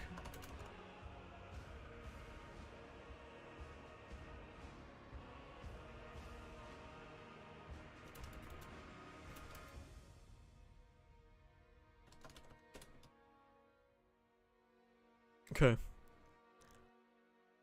Here we go. Subaru groaned as he felt a rough sensation moving against his face and opened his eyes. His consciousness slowly returned, and at the same time, on the other side of his open eyelids, his blurry vision gradually returned to normality. Revealing an outline, Subaru had continued to feel a rough sensation on his cheek during this time. Patricia, I got it. I'm up. I'm awake already. He wasn't sure just how tired he was. The sound coming from his throat was incredibly thin, and he wasn't sure if his intentions were being communicated properly. The other person didn't show any signs of stopping their skinship. You're being such a sweetie. I bet you could win the next heroine contest with that cuteness. Oh? Oh? After swallowing some saliva in his dry mouth, he managed to utter a word and got a response in return. However, the answer Subaru received was different from what he was expecting, causing his face to stiffen. His cheek was being licked like mad, and gradually getting his vision back, what appeared in front of him was... Whoa. Luis Arneb, while sitting on top of Subaru, was licking his face. What? Subaru was startled by that impossible sight and then immediately pushed by Luis, who had been in front of him away due to that action. She let out an anguished cry and rolled around in the grass. Gazing at that sight, Subaru desperately slid his butt backwards. What the hell are you doing? What are you doing? What are you trying to do, coming on at me like this? Whoa. What in the hell? Did I die? Subaru stared at Luis in complete shock, his voice trembling with desperation. Right in front of Subaru was Luis, lying on her back in the grass, shaking her arms and legs like a child, whining. He didn't understand what she was doing. What was the point? No, before that, where is this place? Without taking his eyes off Luis, Subaru observed his surroundings while staying vigilant. Then, what came into the view was a lush green prairie, as if it were a vast grassland. Flowers swayed in the wind here and there. Such a sight would be impossible to see in the Agria sand dunes. Well, to be precise, there were also things like flower gardens that there where courtesan bears lived, but this was not an artificial place. And the vegetation was definitely real. A little bit further away, Subaru could see a forest, plunging his mind into confusion. This clearly was not the Agria sand dunes. It didn't seem to be the corridor of memories where he'd encountered Luis before either. The grass seems pretty real, and it tastes like grass. After pulling up some grass and checking the smell and taste of it, Subaru was certain that this was real. Then, basing it on the injuries he'd incurred at the state of his torn clothing, he confirmed that the traces from the last battle, the battle surrounding the Pleiades Watchtower, had remained. That is to say, the battle had taken place. And Subaru had yet to die. He had been swallowed by the massive black shadow and had assaulted the green room and survived. That's right, Rem! Rem is... If Luis was right here in front of him, that meant that Rem, who had also been in his grasp at the time, would also have been around. Based on that idea, Subaru ignored Luis and searched around the grassline for Rem. It did not take long for him to find her soundless figure lying in the low-cut grass. Rem, oh, this is great. What a relief. You're safe and sound. Rushing over to Rem, Subaru confirmed that she was indeed safe, and then fell to the ground in relief. She also appeared to not have any external injuries. Her body temperature and slow breathing were just as they were before. This made Subaru breathe a sigh of relief and wipe away the sweat on his brow. Oh, there's nothing to worry about. Big Sis would kill me if anything happened to Rem, anyways. Even if Rem didn't do anything, Subaru would go ahead and off himself since he wouldn't be able to forgive himself. While having such thoughts, Subaru uttered, then again, and then looked up. Where is this place? Where's the tower at? Where are Emiliatan, Beako, and the others? Looking around, he still could not find the watchtower that was supposed to be visible in the distance. No matter where he looked, the result was the same. Emilia! Beako! Rem! Wah! Shut the fuck up, Luis. Even if he couldn't see them, there was a possibility that they could respond, so Subaru called out to Emilia and the others. However, his voice begat hollowness, and the only one who answered was Luis, lying on the grass. Although that fact annoyed him, it was also true that he could not just ignore her presence. With no way of knowing what she was trying to do, nor with the way to deal with whatever it might be, the only one who could protect Rem was himself, so he got up so he could deal with Luis and...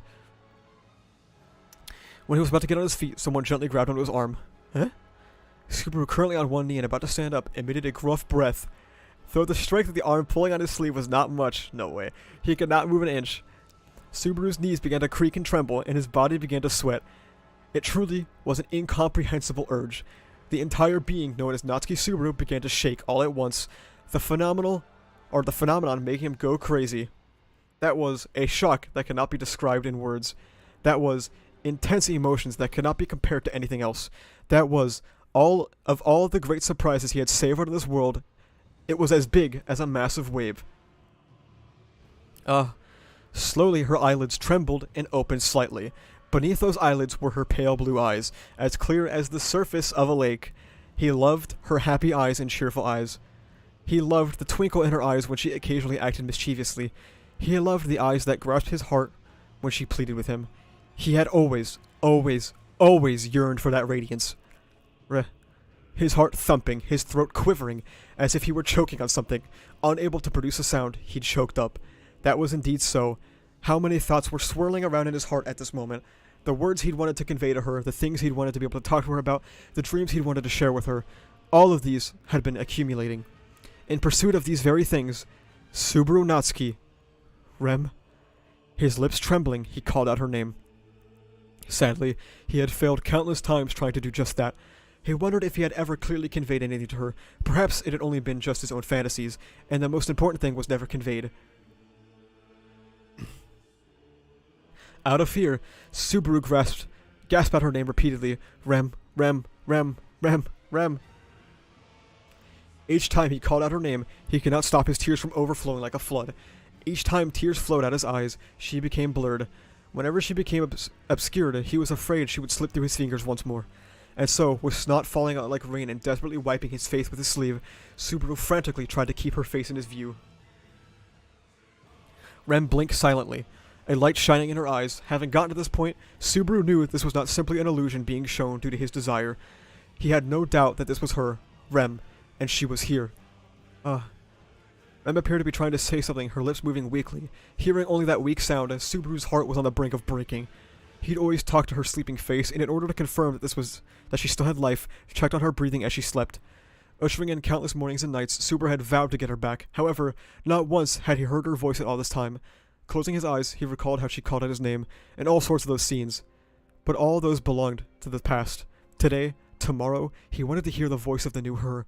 Now that wish had finally come true. Subaru had gotten everything he'd yearned for. Rem, it's fine. It's okay, so take your time.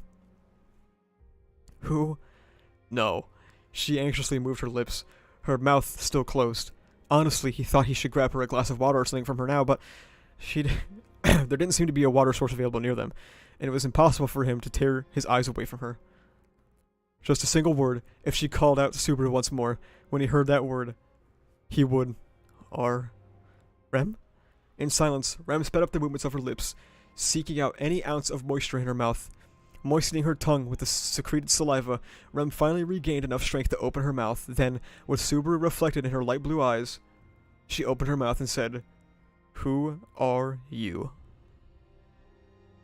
The sound that spun from her lips, tied together with significance, pierced into Subaru's mind. Who are you? Subaru knelt down, gazing at Rem's expression, holding his breath. Then, painfully, exhaling the accumulated breath in his lungs, he pounded on his chest. Harder and harder, twice, thrice, talking to himself. He should have expected this possibility, the possibility that Rem might not remember him when she woke up. He had considered it. It was only natural to think if he took Gluttony's authority into account, there was a high possibility of her waking up without her name or memories. Indeed, it was quite likely, so it wasn't like Subaru had never considered that she'd lack memories. And of course, the shock and pain he was feeling right now wouldn't be eliminated just because of this either. Even if that were the case, no longer would Subaru curse fate and live in despair. No longer would Subaru curse fate and live in despair. No longer would he live in rage. No longer would he pretend to be a tragic hero and feel sorry for himself. Most important of all, Subaru Natsuki had already been told something by her. Please show me how awesome you could be, Subaru. My name is Subaru Natsuki. Gritting his teeth hard, Subaru threw away his anguished expression and pulled his cheeks up, rubbing his face hard. He did his best to put on an act and give Rem a smile. You may not be able to remember it now, but you are... In the face of Rem's questions, Subaru made a pause and shut his eyes tightly. Then, his black eyes reflecting in her blue eyes, he continued, I'm your hero. I've missed you, Rem. Saying this for the sake of the girl he'd made an oath to, Subaru Natsuki once again took on the role of a hero. Bearing the image of a broken hero, the young boy once again gave his name for the sake of the young girl. Once again, here and now he vowed to start a story with her from zero. Well, I don't know about all this, but, sure. Dude. Oh, man. Oh, come on, man. Jesus, bro.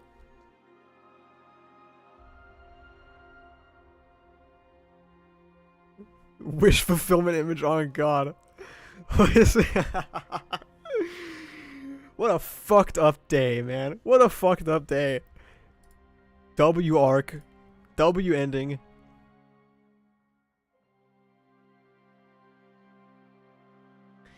Wow.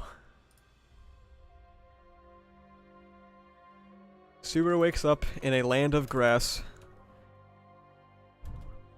with the manifestation of Luis, who is seemingly incapable of speaking, and the sleeping Rem, until Subaru's arm is grabbed. Subaru looks back as Rem slowly wakes up,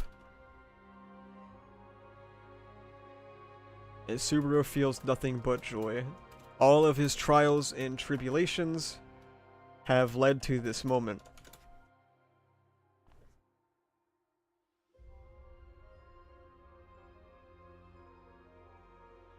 Unfortunately, Rem does not remember, but Subaru still feels joy. Once again, here and now, he vowed to start a story with her from zero. Have you seen the official art for Arc 6? I have seen not a lot of illustrations here. Let me go to the wiki, though. It's like volume 25 now, right? Let me look at all the illustrations. Alright, so we got the volume cover. It's fine.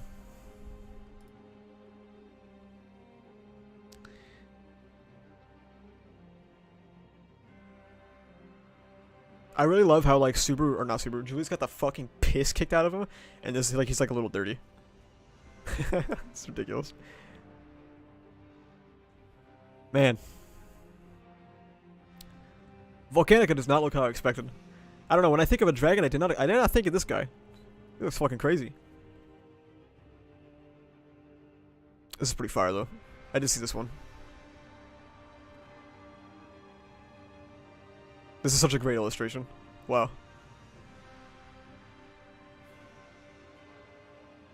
Oh, this is, okay, this is when they're arguing with each other in the Hall of Memories. Damn. These are good illustrations so far. I mean, I just don't like the Julius one, that's about it, though. This is like the third illustration of Reed just fucking standing there. He is so cool, he got 3 illustrations of him literally just standing there. Wow. Oh, that's nice. Common ReZero pain moment, yeah. I think the only thing I didn't like about this arc, truthfully, is this part right here. I really did not like how quickly resolved and like hastily resolved this plotline was, but everything else was great, so like whatever.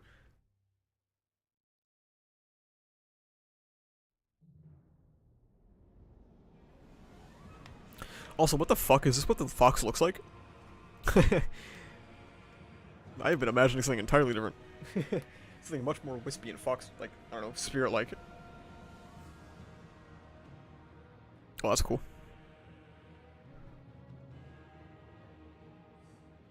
I did see this one. Someone in my Discord posted this one. Fucking fire illustration, dude. Look at that. I've seen this one too.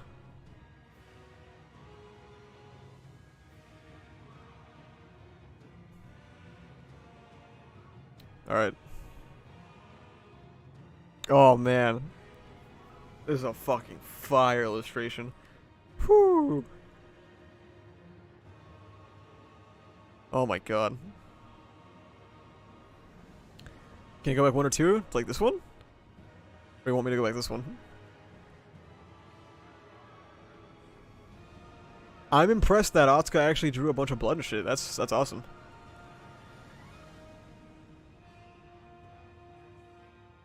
Skip Shala. It's just her fucking with her honkers out, dude. I don't care about this. That was the Shala dying image? Yeah, I imagine. The illustrations this volume are actually really good. I actually really like these. Did Lei deserve to die? I mean, yeah. Oh, this is so good, though. I love this.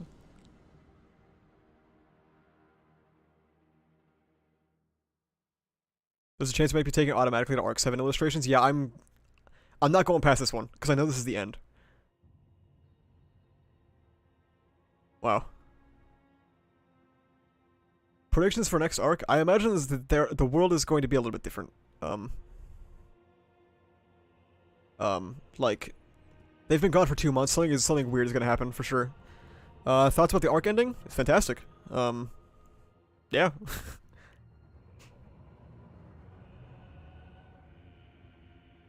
Asuka just has some volumes that are fire and some that are bad. Yeah, I agree. Time to dive into side content? Yep. Obviously not right now, but yeah, I will. My arc ranking is probably like... What do you think Subaru is? I don't fucking know. I think I have arc 4 and arc 6 at the top. Like, tied for each other. Because there was some really cool stuff in this final phase. I was gonna say... I'll just save it all for the video, probably, but... Fucking fire, dude. ReZero tier list livestream win? Probably soon, honestly. Kind of fed up with My Hero Academia. It's time for the ReZero streams. Do you think Taipei will ever give us a happy ending? Yes, I do. It's the same as most people. I always see people say that they have Arc 6 over Arc 4. Arc 7 react win? I'm gonna read side stories. And I will, like, I post weekly updates on my, what's it called? My YouTube community thing. So, I'll let everyone know when I'm about to start Arc 7.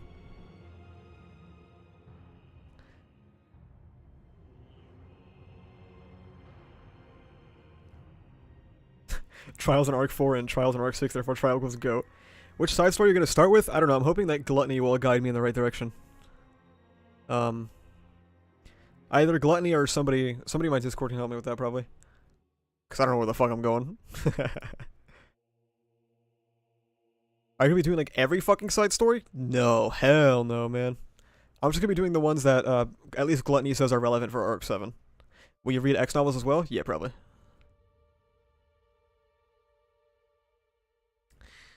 We made it, everyone.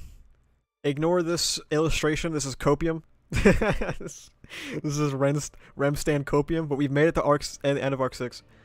And holy shit, man.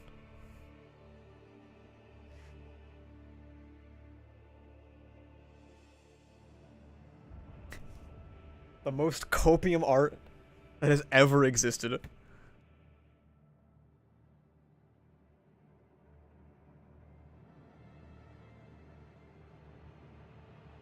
Taipei is like maybe 3/4 of the way done with Arc 7. He just ended on chapter 75, I believe, and now he's on hiatus. He's on hiatus for Arc 7? Hasn't he been pumping out a chapter for like every day? What do you think will happen with Rem and Subaru? I don't know, dude. It's time for the fucking Subaru solo arc, dude. It's time for ReZero to give me what My Hero Academia can never give me.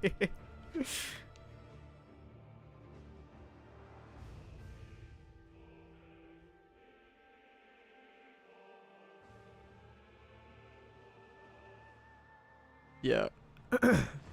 I'm not gonna, like, with the rate that I read, I imagine by the time I'm done with the side stories, Arc 7 will probably be close to being finished. So...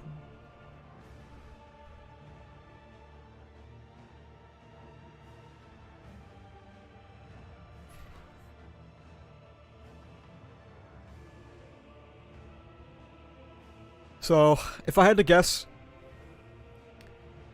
Subaru's... Okay, Subaru's definitely not going to be in Lagutica. because that would be too easy.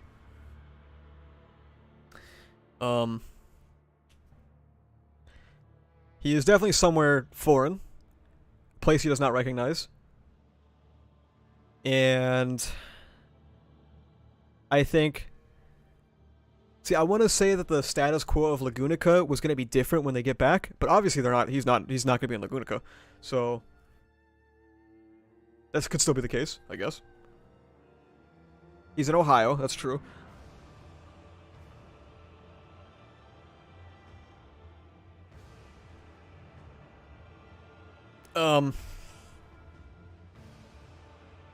Interesting. Yeah, I don't know. I'll probably come up with more expectations in the video itself. What do you think is going to happen with Luis? I guess Luis is going to be like a fucked up dog. I don't know. But, I guess we'll see, right? Great stream messages. Thanks, Caper. Appreciate it. Alright, everyone. Wow. Okay. Arc 6 is over. I will be reading side stories. I will still be live blogging my side stories in the Discord. So, time for my spiel, okay?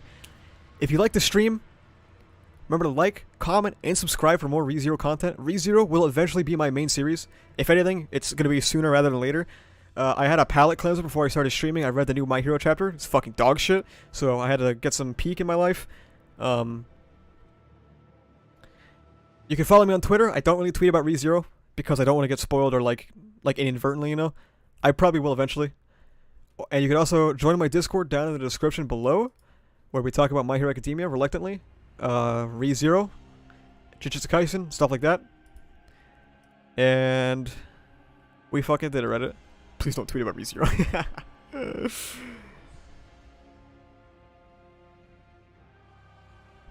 I can't believe we made it, man. Arc 6 is done. Definitely not an ending I expected, but yeah. It's time for me to fucking take a break. I want to order some food. Goodbye, everyone. If you watch MH, or if you read MHA, watch my new video too, okay? Alright, goodbye, everyone. I love you all. No tears? No tears. I'm just not that guy.